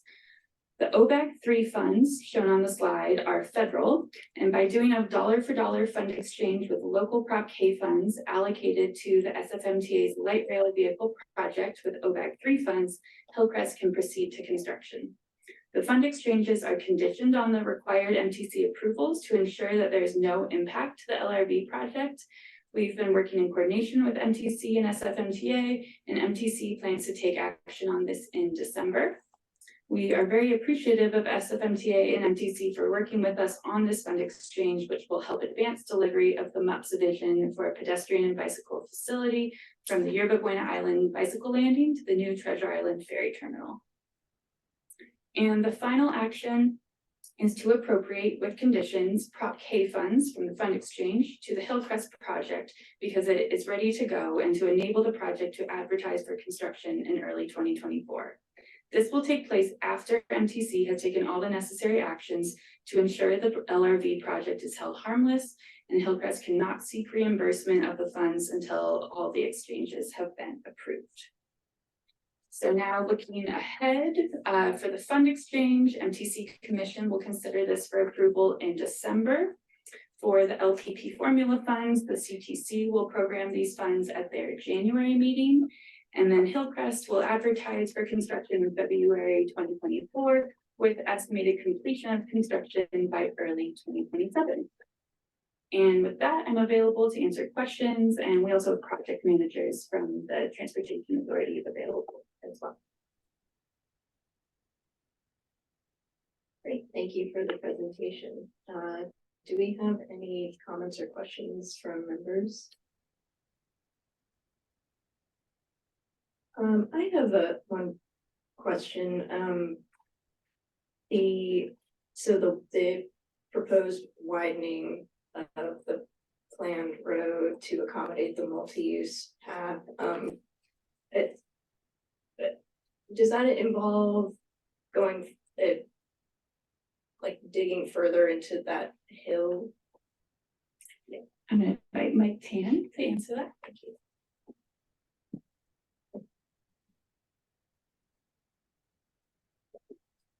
Giving CAC numbers. So currently the Hillcrest original scope was from a IIG grant that the Treasure Island Development Authority received. And that was in the scope is also consistent with the Treasure Island EIR that was to actually make improvements along Hillcrest Road and also a class 2 bike lane. It was also to actually widen Hillcrest Road to about 40 feet, and that will meet modern day SF Public Works standards. Okay. However, if we're going to put in the multi- Mike, can you speak closely to the mic? Right. Really close. They can't hear you in the back. Okay. There you go. If we're going to add the multi-use path onto that location also, that require widening that by an additional 16 feet. And since Hillcrest is on the side of a hill, like it's the contours following the hill itself, right? So it gets steeper toward the hillside. So we have to push much further into the hill itself, okay? What we're proposing now is to actually get that work done as part of the Hillcrest project itself, the multi-use path widening, okay? This way, we don't have to come back at a later stage in time and rip out this wall that we're planning to build, only to excavate into the hillside and build an even bigger wall. So there's a lot of cost efficiencies that we can achieve through this process. That makes sense, thank you. And it's the car lanes of travel that are on the hillside, right? And the multi-use path is on the outside, is that right? Exactly. Yeah, the multi-use path will be on the water side along the entire length on Hillcrest and also on Treasure Island Road. Great, thank you. Yeah, I'm really glad that the multi-use path is being accommodated for us as part of this project as opposed to the class 2 bike lane. That's definitely a great improvement. Yeah, thank you. That answers my question. Not seeing any additional comments from members. Do we have any public comment in the room on item 11? Oh, I'm sorry. Member Ford. I'm sorry, just because you're here and I'm curious. This is like a single retaining wall and a single alignment for the multi-use path? Did you guys look at a separate alignment where you could have two narrower, potentially less digging roads? And I guess I was just wondering about alternatives, or do you have to go through the EIR all over again to do that? Yeah, that's part of the process. So the Treasure Island EIR basically laid out an entire class 2 bike lane on YBI, okay? Additionally, this entire section has been studied quite extensively, not just by us, okay? We were involved in the YBI multi-use feasibility study, that was in 2020. But this has also been looked at by the Bay Area Toll Authority as part of the larger Westbound Skyway project. And in fact, this project at this section of Hillcrest is part of that larger project, because it kind of provides the link between the existing eastbound multi-use path and the potential westbound, multi-path also. But due to the limited roadways on Yorba Buena Island, there is only so many locations that we can put this out.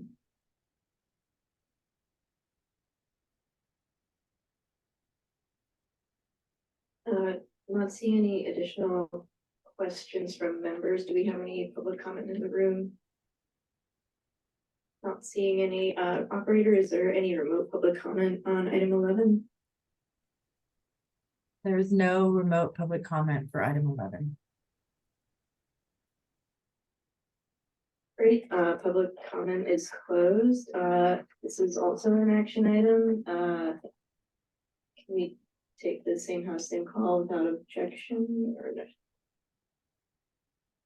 Vice Chair, I'm sorry, but, am I on? Okay, here we go. Vice Chair, we do need to ask for a motion.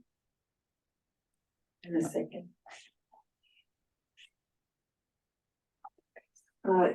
Can I get a motion in a second? You can do same house, same call. Okay, motion. Second, Ortega. Okay. And can we take it same house, same call? Yes, that is correct. So, same house, same call, the item is approved. Great, that puts us on item 12, which is the San Francisco Municipal Transportation Agency Fleet and Facilities presentation, and this is an information item. And we have Julie Kirschbaum, SFMTA's Director of Transit, joining us remotely to present this update. You got us here. Hello. I'm with Bonnie Jean, who's gonna present the first piece. Maria, where do we? You can be present? here, I'm just pulling you up. Okay. I'm pulling it out of your way. We're working on some very complicated and interrelated facility and vehicle issues. As you all know, the muni infrastructure is not in a state of good repair with decades of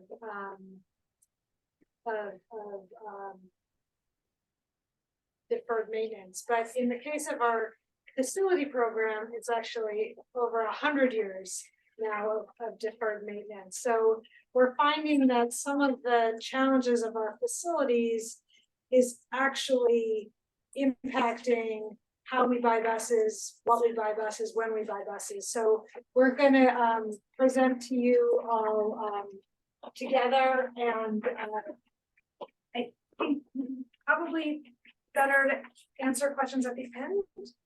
Yeah, that makes sense.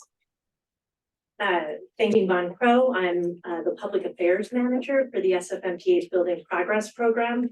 So that is the facilities program that Julie was talking about. So happy to join you tonight for an update on that program and the fleet program update.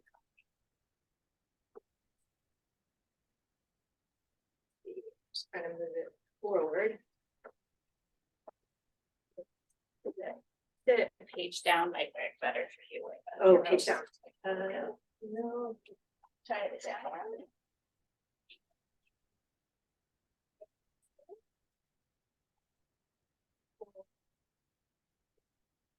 Yeah. Okay, there we go. Oh, for some reason.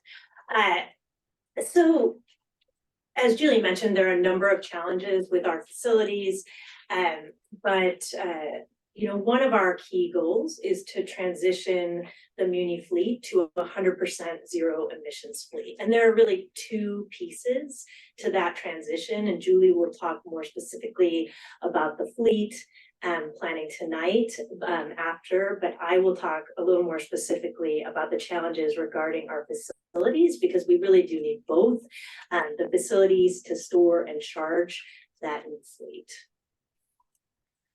So our facilities program is governed by our Building Progress Program.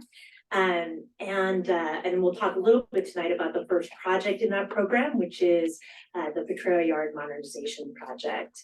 And one of the challenges with our facilities is that we are one of the oldest transit agencies in the country. our muni fleet, we are storing our muni fleet of facilities that are in some cases over 100 years old. So transitioning to a fully electric, fully zero emissions fleet is just one challenge, right? The other pieces are modernizing those facilities. We have a very modern fleet, and so modernizing those facilities to go with it. Specifically, the Building Progress Program is a $2+ billion capital program to do both of those things. So it began in 2017 with the facilities framework, which was our analysis of the state of good repair of our facilities. We really looked at that modernization program, making sure that we were sequencing and getting it together in terms of what we needed to do when for our facilities. And that program was designed to be adaptive. And so when electrification came in, we adapted and then wove in the needs of our electrification, both in terms of complying with regulatory guidelines and as well as, ensuring that we have a resilient facilities to both deal with electrification as well as other changes like being resilient to earthquakes, climate change, things like that. So we really interwove those two pieces. And then of course we have a central pillar of that program is community outreach and engagement. So we have been in neighborhoods in some cases for over 100 years, and we are really planning for the next 100 years as part of this program. So just to give you a sense, Julie mentioned that, our state of good repair is a huge challenge for us. And so given our aging facilities, the facilities backlog on state of good repair is one of the agency's biggest backlogs. So it's a $1.6 billion backlog when we look at both our station needs and our building needs, like our bus yards, for example. So that is really the scope and scale of the problem that we're facing and the challenges there. And I've talked a little bit about the modernization and electrification pillars of the program. The third key pillar is joint development. So as we look to modernize our facilities, we are really focused on being innovative in thinking through how can we use these parcels in innovative ways through joint development to generate additional revenues for the agency. And that's revenues that then can be funneled right back into, for example, transit service. So that's one of the key goals of the program overall. You do see on this slide that there are a number of projects within the program. So it's a matter of sequencing and scheduling so that we are both interweaving our modernization projects with our electrification projects and all weaving that together with our fleet planning process so that we can have the space available as the transit team needs it for the fleet. To talk a little bit specifically, looking at our modernization program, as I mentioned, the Potrero Yard project is the first project out of the gate there. That is an over 100-year-old bus yard. That's one of our two oldest bus yards. The other one you also see on the list is the Presidio Yard project.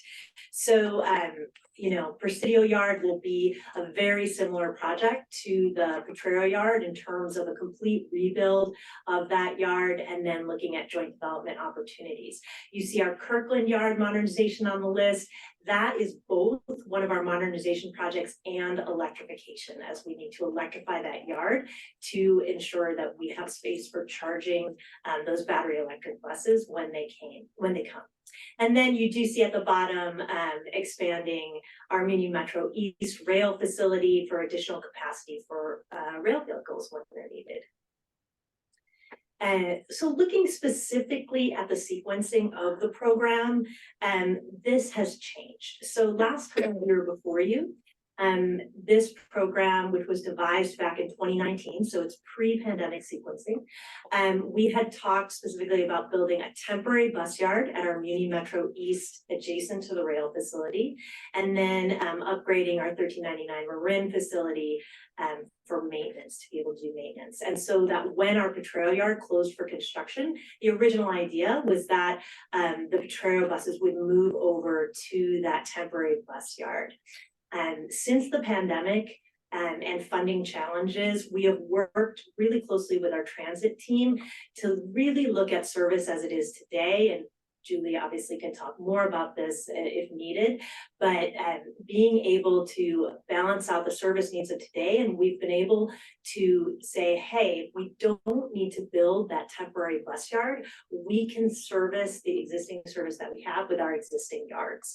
So that is our new plan. And so it's the same sequence with Potrero Yard first, then Kirkland Yard will go next. That's closely following Potrero Yard. So our Potrero Yard really will remain our trolley bus hub. The trolley buses are the electric buses that use the overhead wires.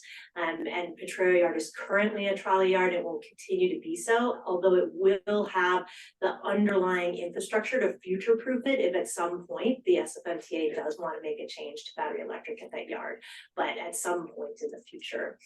It will be closely followed by the Kirkland Yard. We will be electrifying that yard to support battery electric buses instead of the diesel hybrids that are there today. The Presidio Yard will also become a battery electric bus yard, as well as being completely modernized. And then I mentioned the MME project for rail. Looking at the Potrero Yard project specifically, so those goals, Potrero is a 100-year plus bus yard. And so it is a key goal of the SFMTA to repair that bus yard. And as you're hearing tonight, the importance of that timing is critical to supporting our fleet. And in addition to sort of bringing that yard up to a state of good repair, we are really looking to support future growth for the fleet. And the new yard will accommodate 50% more capacity for buses at the yard. Additionally, I mean, our staff has been working, and they're doing a yeoman's job of working on a brand new fleet in a very old yard. And so improving work conditions for our frontline staff is one of the key facets of this project and all of our projects in the program. As well as the project is really supporting the city's critical housing goals. There is proposed to be 513 units of affordable and workforce housing at adjacent to and above the Potrero Yard. And those are included in the adopted housing element that the city recently passed.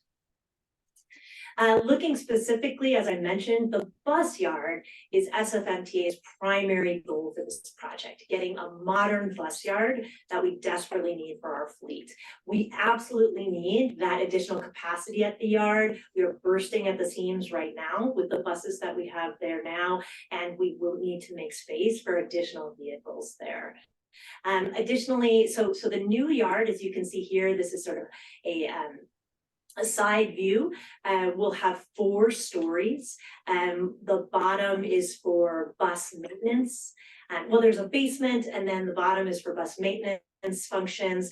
Then we 2, that's really operations, and it will be the new training hub for the SFMTA. We will be moving all of our training from the Presidio Yard over to the new Potrero Yard. And then the top 2 stories will be for bus storage and bus wash and things like that. And then you see the housing above the yard. So that's the proposed housing above the yard. So that is our primary goal here. We are on target in terms of this project. We're meeting all of our milestones. Right now, the project is at draft 100% schematic design. That project is anticipated to go early next year to the Planning Commission for CEQA and entitlements approval. And then in middle of next year, sometime we anticipate going before the SFMTA board and the Board of Supervisors with the project agreements for both the bus yard and the various housing projects associated with it. So that's the schedule, and those are the sort of critical path next steps for the Potrero Yard project. Just to show you a couple, I know that you received in the appendix a number of the drawings and renderings for the new Potrero Yard where we are now. This is a bird's eye view looking at it from the northwest. So you're seeing the intersection of 17th Street and Bryant Street. And this gives you a really good view. The bus yard is at the bottom, and then you do see that housing proposed above the yard. And then also there's housing that runs down on that Bryant Street frontage all the way down to the ground. So it's affordable housing at as we're looking at it at the right-hand side, so that's the western side of the building, and then workforce housing at the eastern side. And here's another view of the yard. This is a nighttime view from 17th Street. And this view does a great job of showing that highlighted area in the middle there at the bottom. That is the bus yard. And one of the things we heard from the community on this project was we've been seeing these buses for a really long time. We don't want that to disappear. So even though we are enclosing the entire yard in this 4-story facility, we do have, and this is an example of one of the places where we have windows that look into the yard, this wall of windows, and that is where the bus ramps are as the buses go between levels. So people will still be able to see the buses moving up and down and see that, have that connection to that function of the yard. And then this is also one of 3 opportunities for public art. This will be a glass art opportunity that the SF Arts Commission just released the RFP for that part of the process to procure an artist. To jump to then overall joint development, that's a key piece of the program. So as I mentioned, Potrero Yard will have joint development, and it not only has housing proposed as part of the project, but it does have a number of retail locations as part of that project too, at on Bryant Street and then on 17th Street as well. And so the Potrero Yard project is unique in this because it is affordable housing that we're looking at, but that does mean as part of joint development, the SFMTA's goal is to find, sort of long-term revenue streams that will help bring additional funding to the agency to fund things like transit service. And so for the other projects that you see here, the Presidio Yard, our garages at Moscone and 5th and Mission, those are projects where we really are looking to make additional revenue and funding for those other agency needs. So that is one of the key goals of the joint development program. And then finally, pivoting to specifics for the electrification pillar of the program, you see here a number of the projects that are in the electrification program, and it's a lengthy list. So it really starts out with the pilot projects at our Woods and Isleas Creek yards. We already have chargers over at those yards. Those are what charge our pilot program for our battery electric buses that are running today. And we will be expanding that with a $30 million grant from the federal government to put in those additional chargers. So that all prepares us for the Kirkland Yard electrification project. So Kirkland Yard will come after those initial pilot projects. And that will be that'll be our first full yard electrification project. And then we also have in the scope the Isleas Creek Yard, electrifying that for electric fleet. Then Presidio Yard, Presidio will switch from a trolley bus yard to a battery electric bus yard. And then also interweaving paratransit electrification within this mix. And I know we were here, I think before you last month or so, to talk specifically about paratransit electrification. So as we think about this, Julie mentioned that there are a number of challenges. So, we are dealing with both vehicle procurement on the fleet side of things, then charging infrastructure for the battery electric portion of our yards, and then just maintenance and storage for our buses and bringing that into state of good repair and having that space to store the fleet that we need. Last February, we completed our battery electric bus facilities master plan, and that really through that, we've really analyzed the power and load requirements at our yards, gotten a much better understanding of that, looked at the green infrastructure needed both on-site at the yards to charge our buses, as well as off-site, like at substations and things like that. Also really looked at PG&E. Julie highlighted that as one of the risks, and looking at PG&E's own capacity and the timing it takes to just get that power to our yards is one of the risks in terms of timing for the overall program. And then finally, funding. So we will continue to pursue grant funding for these facilities projects. As I mentioned, we are excited to get the $30 million bus and bus facilities grant in this past cycle, but that we will continue to pursue other grants, right? We have submitted for raise grants at our Presidio yard and at our Kirkland yard. We were not awarded those this time around, but we will be reapplying. And then as well, we have the SFCTA has another general obligation bond scheduled in the city's 10-year capital planning process. That's scheduled for November 2026 right now. And that would be another opportunity for funding some of these projects. And so with that, I will hand it over to Julie Kirschbaum, who can talk a little bit more about the fleet side of things. So the reason that we started with the facility piece is that we have really learned over the last 5 or 6 years that the facility piece is our longest lead time item. And in many cases, it is going to be the determining factor in what vehicles we buy and when we buy them. So we are, as an agency, really certainly national, but probably international innovators when it comes to zero emissions, not only because of our trolley fleet, which runs completely electric along with our rail fleet, but also because of our early adoption of the hybrid technology and then really pushing the industry on that technology. So we remain really committed to a path to get to 100% zero emissions, but we are in the process right now of redefining that path, and we wanted to make sure that we shared it with you all and got feedback tonight.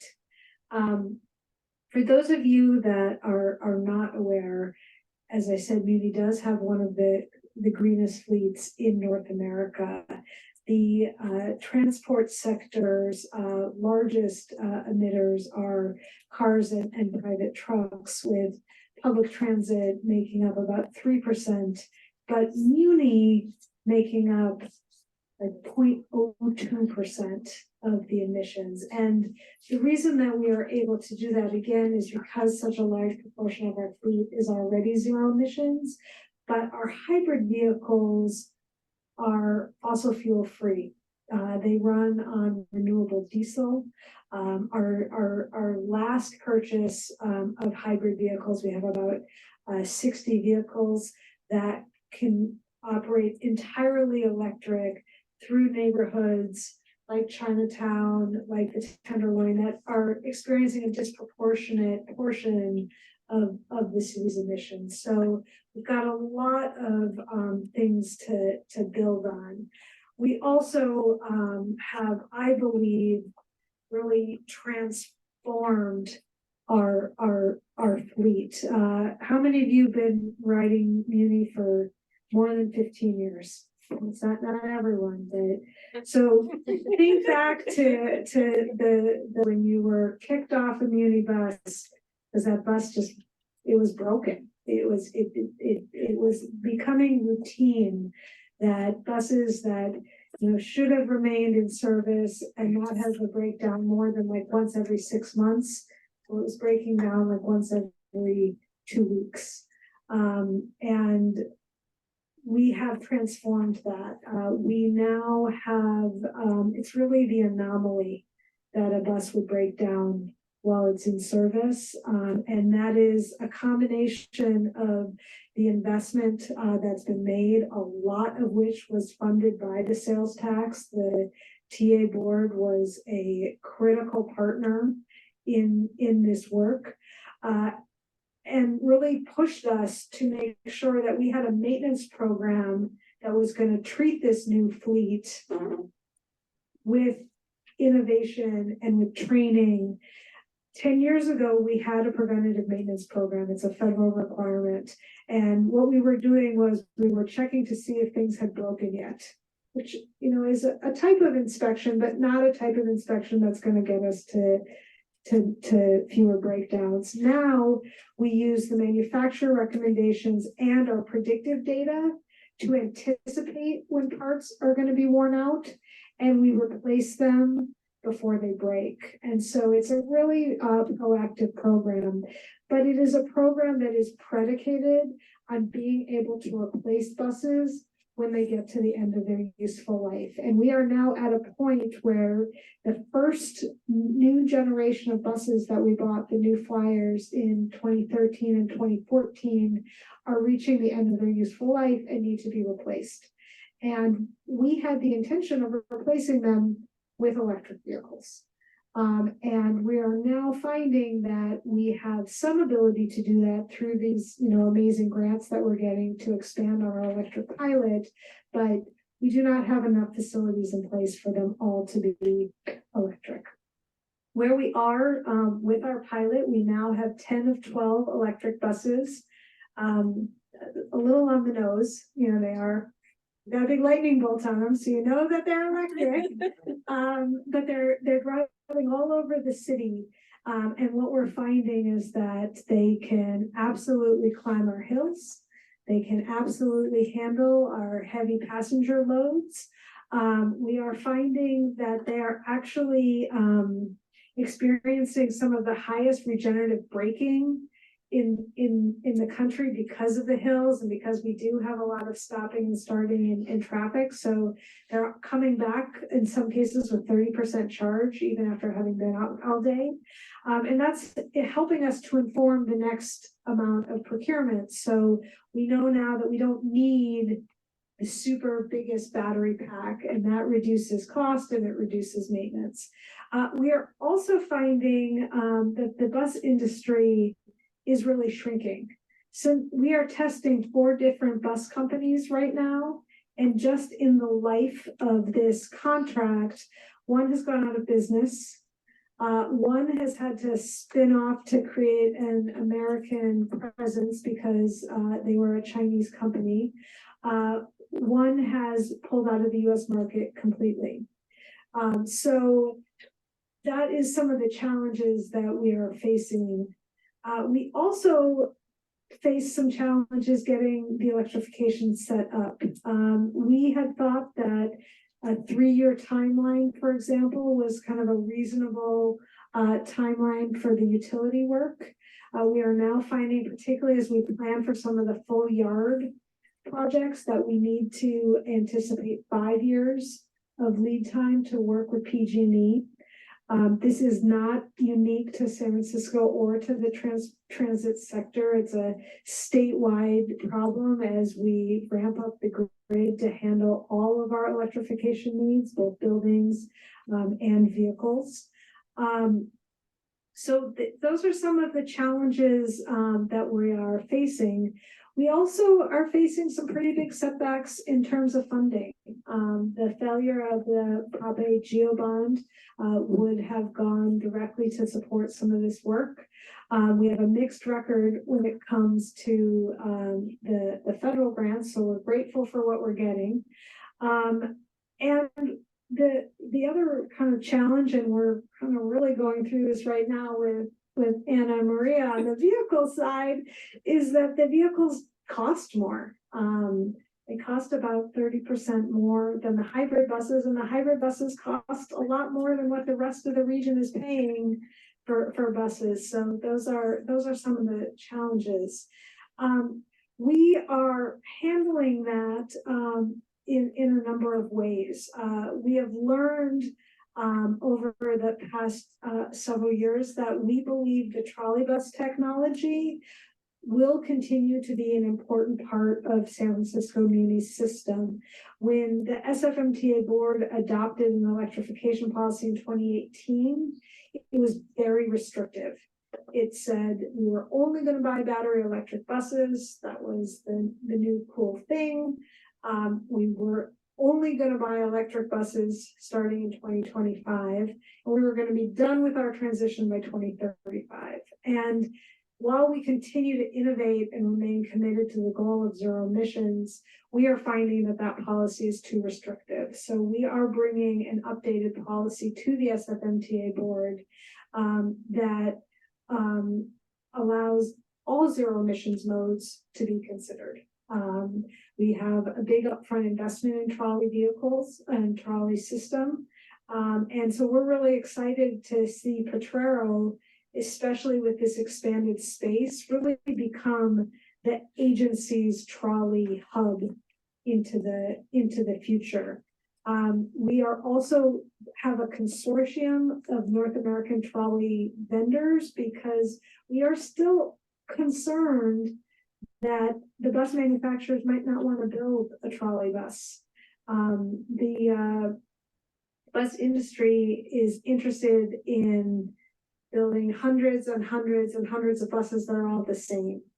And so by having this consortium, and we're actually hosting an international trolley committee this week, that's where I came from, is to signal to the industry, we need trolleys for generations to come.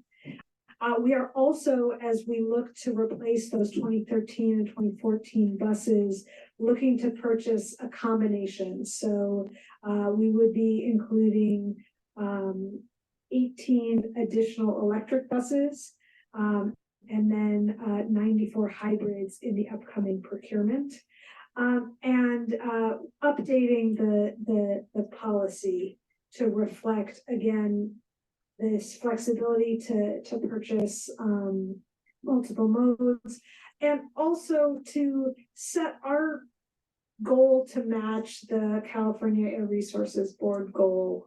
They're currently targeting 2040, which feels more achievable to us, particularly as we look at what is probably going to take about 25 years to upgrade and replace all of these facilities. So this is a chart I made, Maria and Anna, I made it after we met with you, because I know you had a lot of questions about, well, how does the vehicle availability and the facility availability line up? And this is intentionally diagrammatic because we are still sharpening some of these dates, but we will be, as I said, in 25 and 26, assuming that both the MTA board and the board of supervisors approve the contracts, purchasing 94 hybrids and 18 battery electric buses. They would be stored at the Eslais Creek and Woods divisions.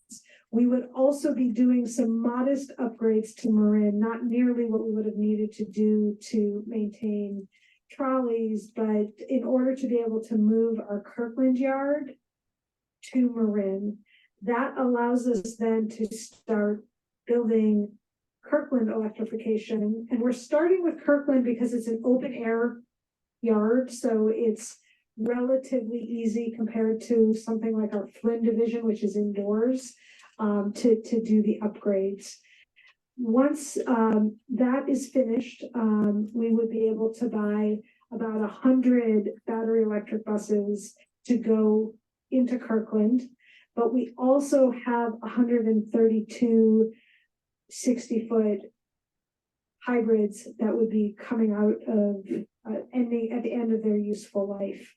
But the Eslais Creek project, we don't see a path finished before 2032. And so we would buy one more round of 60-foot hybrids. And then as we move into 2031, have the Eslais Creek capacity, and then the Presidio capacity.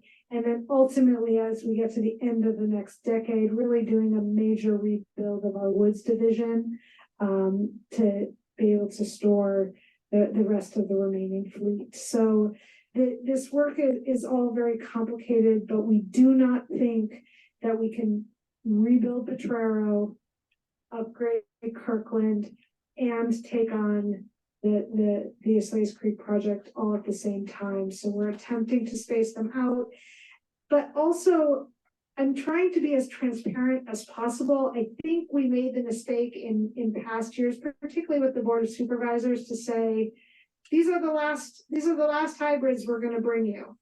And that was honest at the time. Like, we really did think that we were going to be able to tackle these more complex projects. But as we plan out now, and we know we can't just plan out 10 years now, we have to plan out 25 years.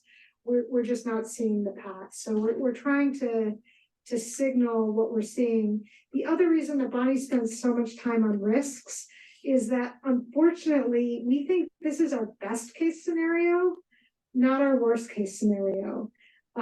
We have been able to keep enough design money on Kirkland that we keep the project moving because we're chasing that 2028 completion date, but it is not a fully funded project. And we think that the more we design, the more competitive it's going to be, because the federal grants are really rewarding projects that are shovel ready. But it's a risk.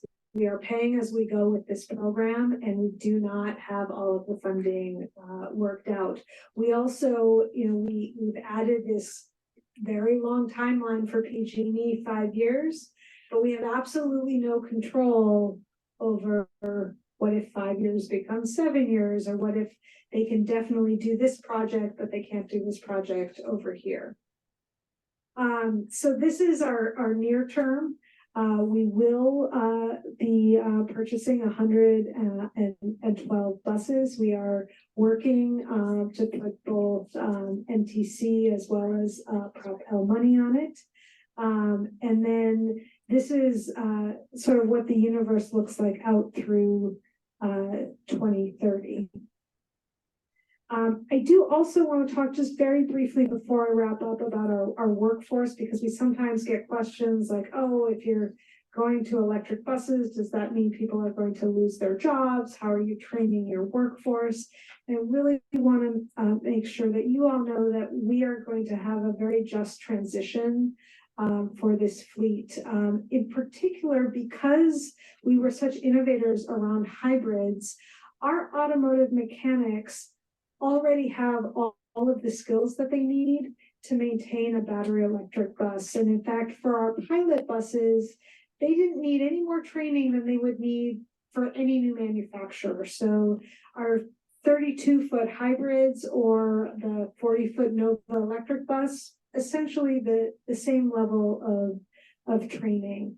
We're also, remaining invested in our trolley fleet, which is maintained by IBEW Local 6 mechanics. So we see a strong and continuous workforce path.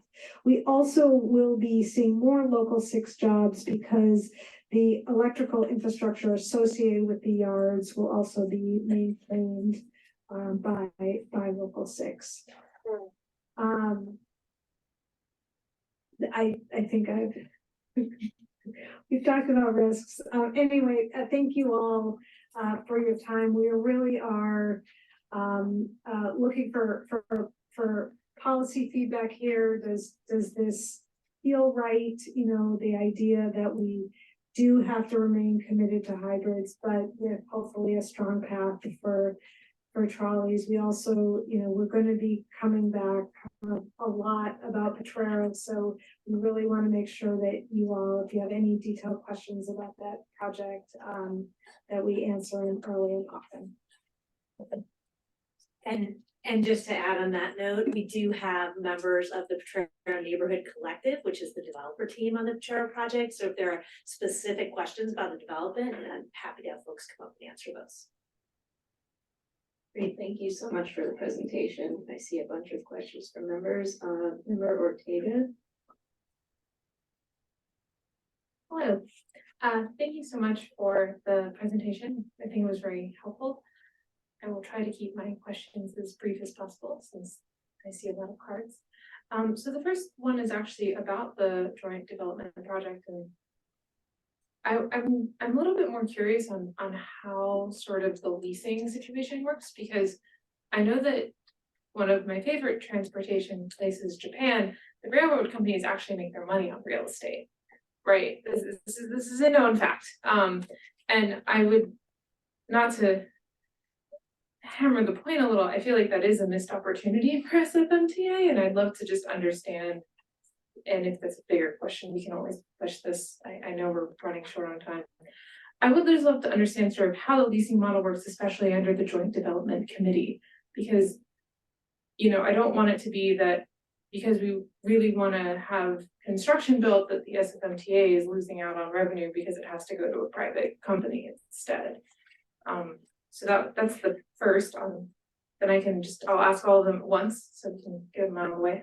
The second one is a much simpler question, which is, where are all the buses that are at the Potrero Yard going when it's under construction? I didn't hear that in your presentation. It sounds like there are a lot of buses. And the last question I had, I was just more curious if you had any thoughts or insight on why you felt that the bus market particularly was going out of business and if it was being replaced by something else instead. And that's a lot. I'll repeat them as needed, trying to be quick here since we're short on time. Thank you very much for those questions. I can take the Silly red star. There you go. Got it. Thank you. I can take the first question along with Chris Hargy from the Potrero Neighborhood Collective team. So the Potrero Yard project will remain, so it is SFMTA's land and it will continue to remain that. All of the housing will be, just to clarify, rental units. And so I can have Chris talk a little bit more about the leasing, but when I say that the SFMTA isn't making money off the project, I mean, really, we are getting a bus yard out of the project. So to be clear, that's critical for us. And then it's not so much, it's more the idea that it's affordable housing and not something like market rate housing on the project, which would generate different levels of revenue, right? And I can have Chris Hargy talk. Before you do, can you also talk about Presidio though, and like, we're still looking for every opportunity to take a Japan model and leverage our property. Sorry, Jimmy, would you grab me that mic or the one next to Phoebe? If you also hold it over. Sure. Yeah, so what Julie's bringing out, so in terms of our joint development, we are very focused on outside of the Potrero project, having opportunities for additional funding for transit from those projects. So Julie was mentioning our Presidio yard. So that yard is a little bit bigger than our Potrero yard in terms of the acreage at that parcel. And so we are looking at, okay, what types of joint development opportunities there, like housing, like commercial, what can we do there to absolutely generate funding for the agency, and are continuing to do that in our parking facilities as well. The Potrero Yard is a fairly unique situation, and that project and the sort of how that project was come about was really in conjunction with the community. We started talking with the community in 2018, and that project is located right at the border between the Mission and the Potrero neighborhoods, and so we heard so much from the community that specifically in that area of the city, there is an intense need for affordable housing. And so that was part of how that project came about in terms of putting affordable housing there. But from the perspective of other projects, we are looking at other types of joint development. And Chris can talk a little bit more about the affordable housing proposed at Potrero. Good evening, everyone. My name is Chris Hargy. I'm a representative for Potrero Neighborhood Collective, which is a consortium of infrastructure developers and affordable housing developers and architects that partnering with SFMTA to develop Potrero Yard. To answer your specific question, the 4.4 acre site is for SFMTA. It's owned by SFMTA. There will be a ground lease component, which, as Bonnie G mentioned, consists of up to 513 units. In terms of how that's being paid for, it's very specific of SFMTA paying for its structure, its facility, the 4-story building that Bonnie Jean was describing. The housing that would be developed would be simplified adjacent to the bus facility and above it. But those housing components would have to pay for their own costs for specifically developing their buildings. And there will be a shared element for things like shared walls, shared basements, shared components that SFMTA is not taking the risk. So to put it on the flip side, if housing has its own funding sources, its own revenue sources separate from SFMTA, SFMTA is not exposed to that exposure. It's those housing developers that would then be doing a housing development project. But anything shared between the two there's a split between SFMTA and that housing developers developing that. So the the question was, what are we going to do with the patrol vehicles? Now that we've made the decision to close the yard rather than try to move the yard to a temporary location. And we made that decision because we are now have a much more flat service plan. So we're delivering, you know, in some cases, almost as many bus miles as we were prior to COVID, especially if you take into account the fact that we are delivering 100% of the scheduled service, but we don't need as many buses to do it. We will eventually need that because the city is going to continue to grow and the economy is going to continue to recover. But we do have this sort of window of time. We are planning to store the vehicles, at least our working plan right now is to store them in the back lot of MNE, our rail yard. And we are trying to figure out right now, what is the best way to protect the asset? So do we operate it, you know, once a month so that everything stays fresh? Do we completely seal it off and don't touch it for 3 years? And we're getting some expert help in trying to come to those decisions. We also have a midlife overhaul scheduled for those vehicles, and we will postpone that work until right before the vehicles go back into service. So they'll really be essentially like putting a new bus back on the road. In terms of the bus manufacturing industry, I think that that is something that the entire industry, as well as the Federal Transit Administration, is trying to get our arms around. Part of it has to do with the fact that it was already incredibly optimized production line with very little like margin or room for error. And then all of the supply chain issues that hit during COVID hit the industry hard. In some cases, they are seeing almost 100% escalation in the cost of their materials, but they already had pre-vetted contracts with agencies that they were required to deliver on. They are looking as part of the response to see more risk sharing between agencies and private sector. Some of the appeal of that is that if we can do some of that risk sharing, they don't get built into the cost of the proposal. And so, for example, our light rail trains, we had options to purchase trains over, you know, almost a 10-year period. If we had expected Siemens to predict inflation, we would have been paying a much higher cost upfront for our vehicles, but we instead agreed to an inflation index. And I think the bus industry is looking for those kinds of things in order to survive this very kind of challenging time. Thank you all for those answers. And I do just want to say I think it's great that you guys are focusing on getting affordable housing on that spot. So thanks. I think I saw a member Milford Rosales' card go up next.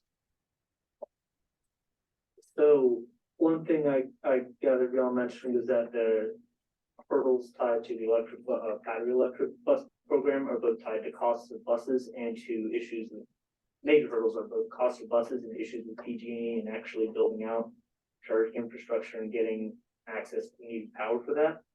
Has there been any consideration towards expanding the trolley bus fleet at all, as they can have a more consistent power demand and may not require the same upfront cost per vehicle? Thank you for that question. We are very committed to stay in the trolley business, but we think that there are some real barriers to expansion. One of which is that we have no guarantee that there will be a vehicle to buy. Currently, New Flyer is the only trolley manufacturer, and they have not signaled a willingness to continue in the market. The second thing is that we run into the same facility issues because our trolley facilities are actually the ones facing the most serious structural and earthquake issues that need to be addressed. Bonnie Jean opened by saying that this program is very adaptive. So that might not be the same answer 5 years from now. And that's something that we're just constantly looking at the industry as it evolves. We also, it's why we are pushing to update the SFMTA board policy to be mode neutral. You know, as long as it's zero emissions, we can buy a reliable vehicle and we have a way to charge it. We're all in. We are very excited about the in-motion charging technology for the trolley vehicles. We are testing it. I'm calling them super trolleys. We're testing it on 4 vehicles, but they can actually go 5 to 10 miles off wire and then recharge in service within 45 minutes. So we're hoping to upgrade our entire trolley fleet with that kind of flexibility, and I think it opens up new possibilities. Thank you very much. Member Kim. Thank you, Chair, and I'm glad to hear MTA update as a plan for update the facility and transit buses. Have you ever considered, since we have we can have new muni buses and then fare evasion, prevention tools. Right now, but has a lot of fare evasion issues, so they plan to have some new gate. But the muni not only fare evasion prevention help to restore the fare revenue, but also safety reason. I have a teenager kids, they experience a lot of safety issues in the muni. Most of them, they're the person don't pay the fare. So these issues, since you have a plan for new muni buses, and maybe this is a good time consider fare evasion prevention tools. Thank you for that question. It is a good time. It is a good time because the agency's financial future is really in question. And as we tackle difficult questions like how do we raise more revenue, we also make sure that we are collecting all of the fares and all of the sources that we have control over. We are currently doing a fare evasion study to really try to get a sense of what are the issues, but we are simultaneously increasing our transit fare inspectors, which also help with safety and security on our vehicles. We do continue to believe that an all-door boarding model is the best model for Muni. Because we're able to use all of our doors on really crowded streets like Geary, we end up with a lot more room for seniors and people with disabilities in the front of our vehicles, and our boarding goes much faster. So what we're looking for is how do we increase fare compliance while also maintaining the things that are working in our system. We also have a big campaign going right now related to gender-based harassment and really sending a strong signal that there is no place for harassment of any kind on Muni vehicles. We've been having volunteer days where our staff saturate the system to send out that message. We have increased our customer reporting so that it's much easier to report harassment, so we have a better baseline for it. And we're really learning a lot from Bart, who ran a very successful Not One More Girl campaign, to really start to get some of the voices of our customers that are not having the best experience out to try to improve safety for everyone. I, like you, I've got a 13-year-old running around, on Muni, and I want her to be safe and comfortable, whether she's in the front of the bus or the back of the bus, and that's what we're working towards. Thank you.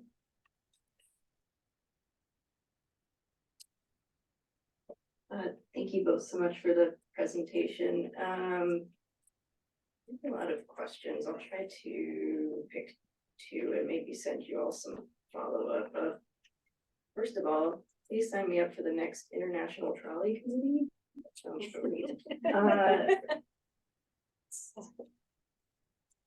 great. Okay.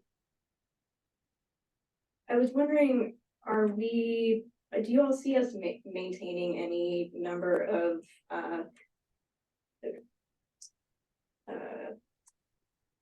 hybrid buses beyond 2040? I know that you're not planning to procure more at this point beyond 2040, but is there, I don't know, will we be reevaluating that as we get closer to see whether there's like risk involved in not having that as an option for us?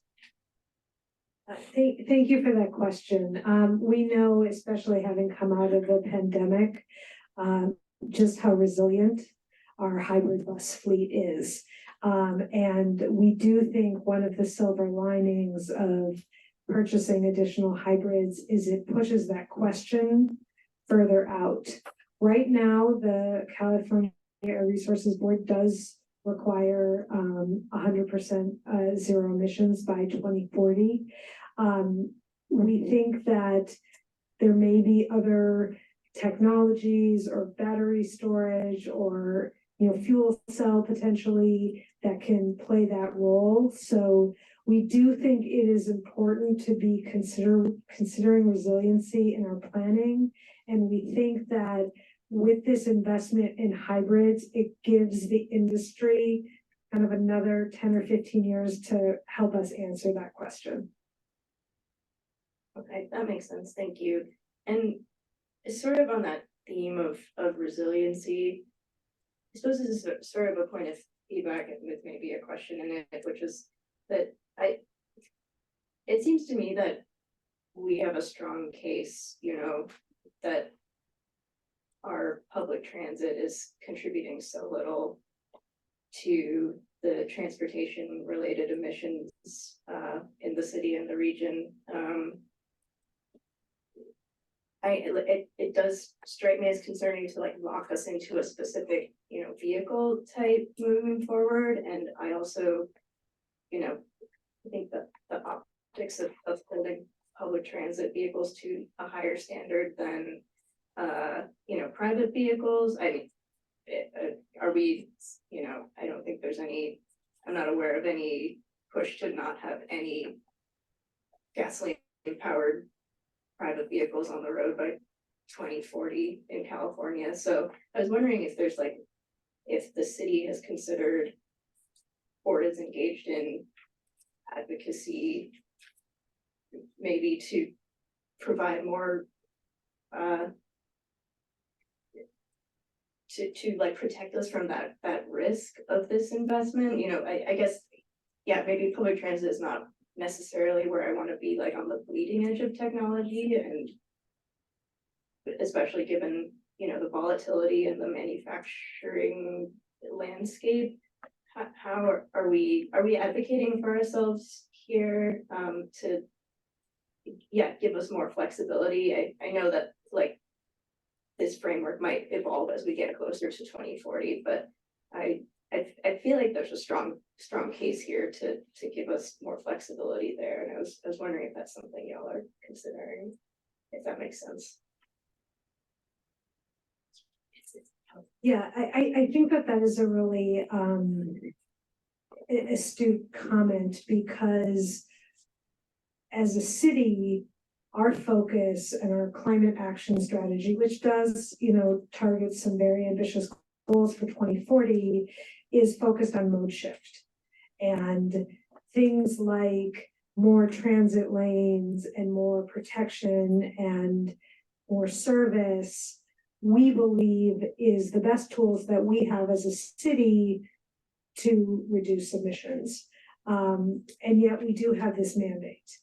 We're fortunate that the mandate is flexible enough to allow for exemptions, and we do plan to ask for an 26 to 29 exemption in order to be able to buy those 60-foot hybrids that I talked about.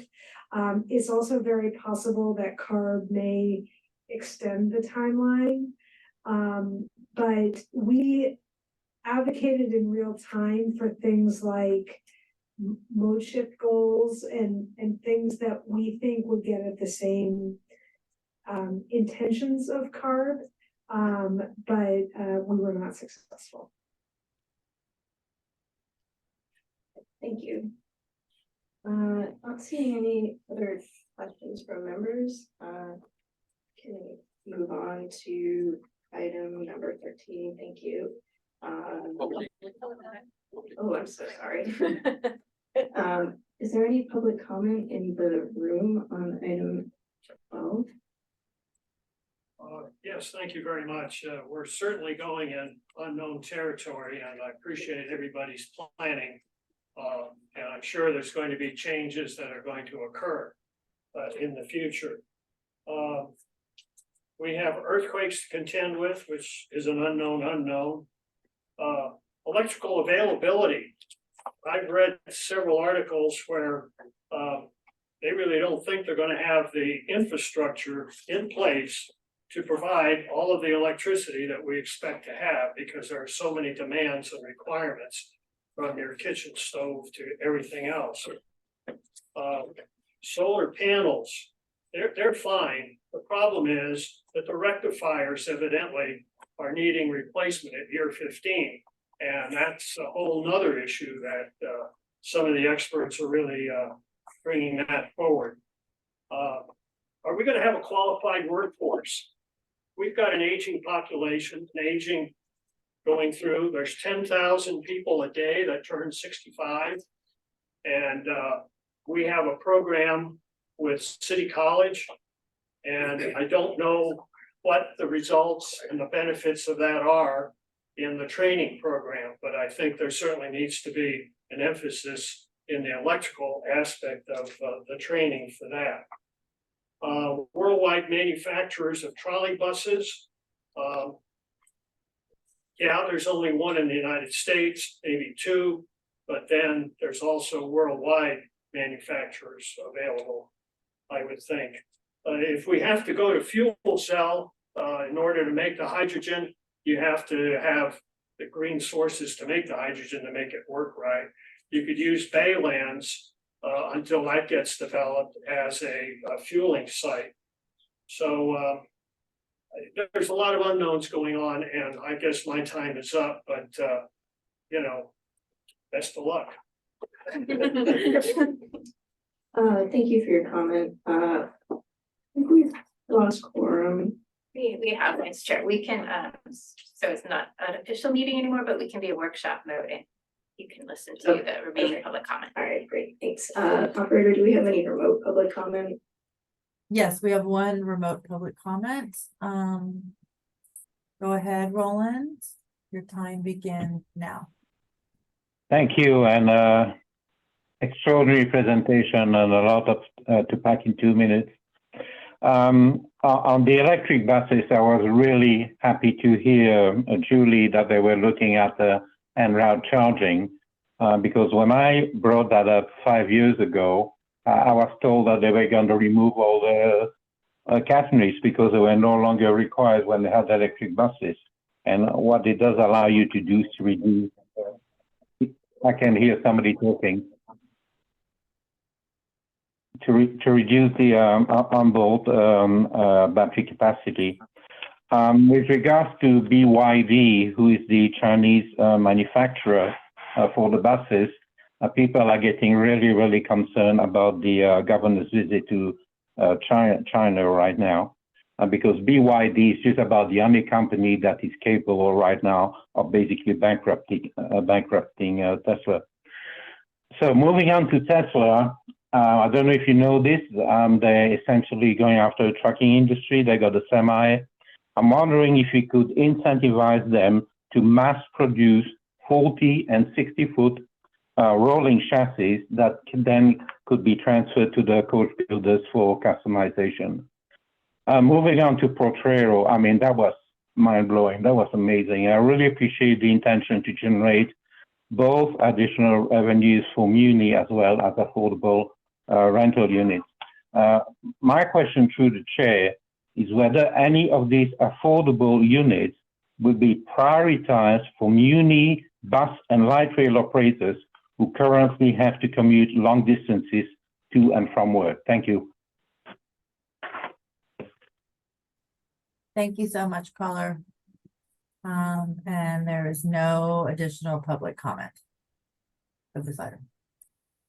Great, thank you. Could I put that question about the workforce to you all? I was wondering the same thing. Yeah, absolutely. So as I mentioned, there's two types of housing proposed at the Petraria Yard: affordable housing and workforce housing. And one of the things the SFMTA is looking into, and we are currently doing a staff housing survey to gauge interest, to gauge need, is how can we create a housing preference for SFMTA employees? We've heard that kind of feedback from our operators, from our maintenance staff. You know, there's definitely interest in living at a place like Petraria Yard, you know, above a working bus yard. So we're absolutely pursuing that. It does require creating a new housing preference, kind of like what they've done for teachers, something akin to that. And so that would need to go before the SFMTA board, would need to be analyzed by the Mayor's Office of Housing, things like that, but it's something we're actively pursuing. Great, thank you. I think now we can move on to item 13, which is the introduction of new business, which is an information item. Do any members have any new business? Not seeing any. Is there any? Then you can just go to the next Oh, one. okay, great. Then that puts us on item 14, which is public comment. This is general public comment on items under the Transportation Authority CAC's purview that are not otherwise agendized at this meeting. Is there any public comment in the room? General public comment. General public comment. Public comment. Yep. Micro mobility. I've been getting, matter of fact, 2 days ago, I almost got run over by a bicycle. Bicyclist that went through a red stop sign. And I looked left, right, and it's a good thing I looked to the left again because I was ready to step off the curb and I almost got dinged, okay? There is so much proliferation of micro mobility with the scooters and bicycles, the hoverboards, the big wheel, people driving those things. I'll tell you,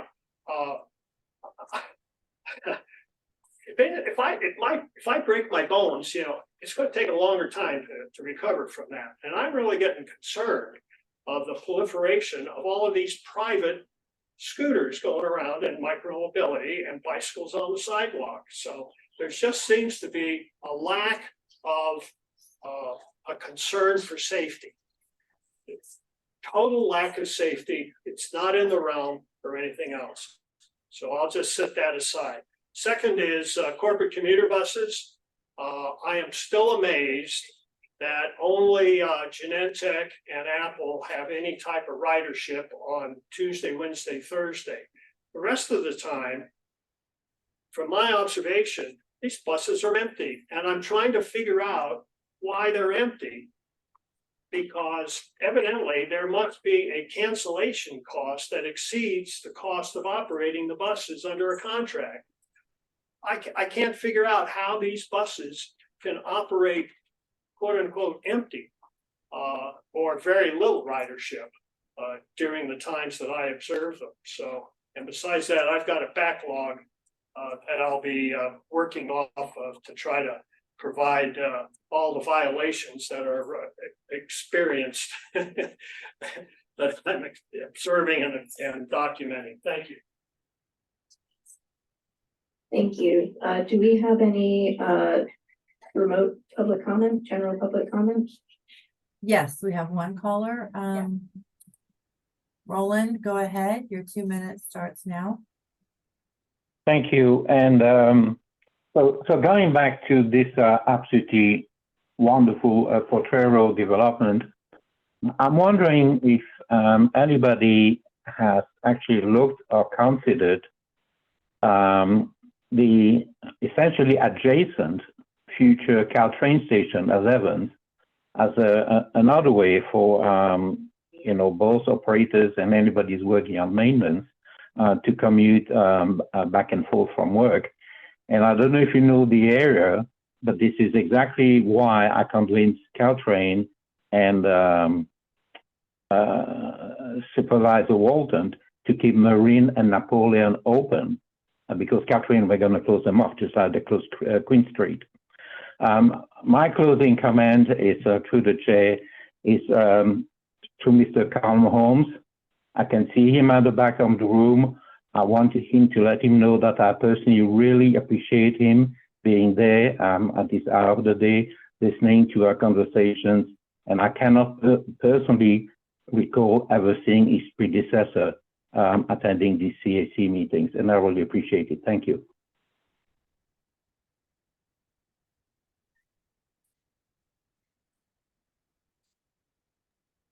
Thank you so much. That there is no more remote public comment. Great, thank you. That puts us on item 15, which is adjournment. Thank you for your time. This meeting is now adjourned.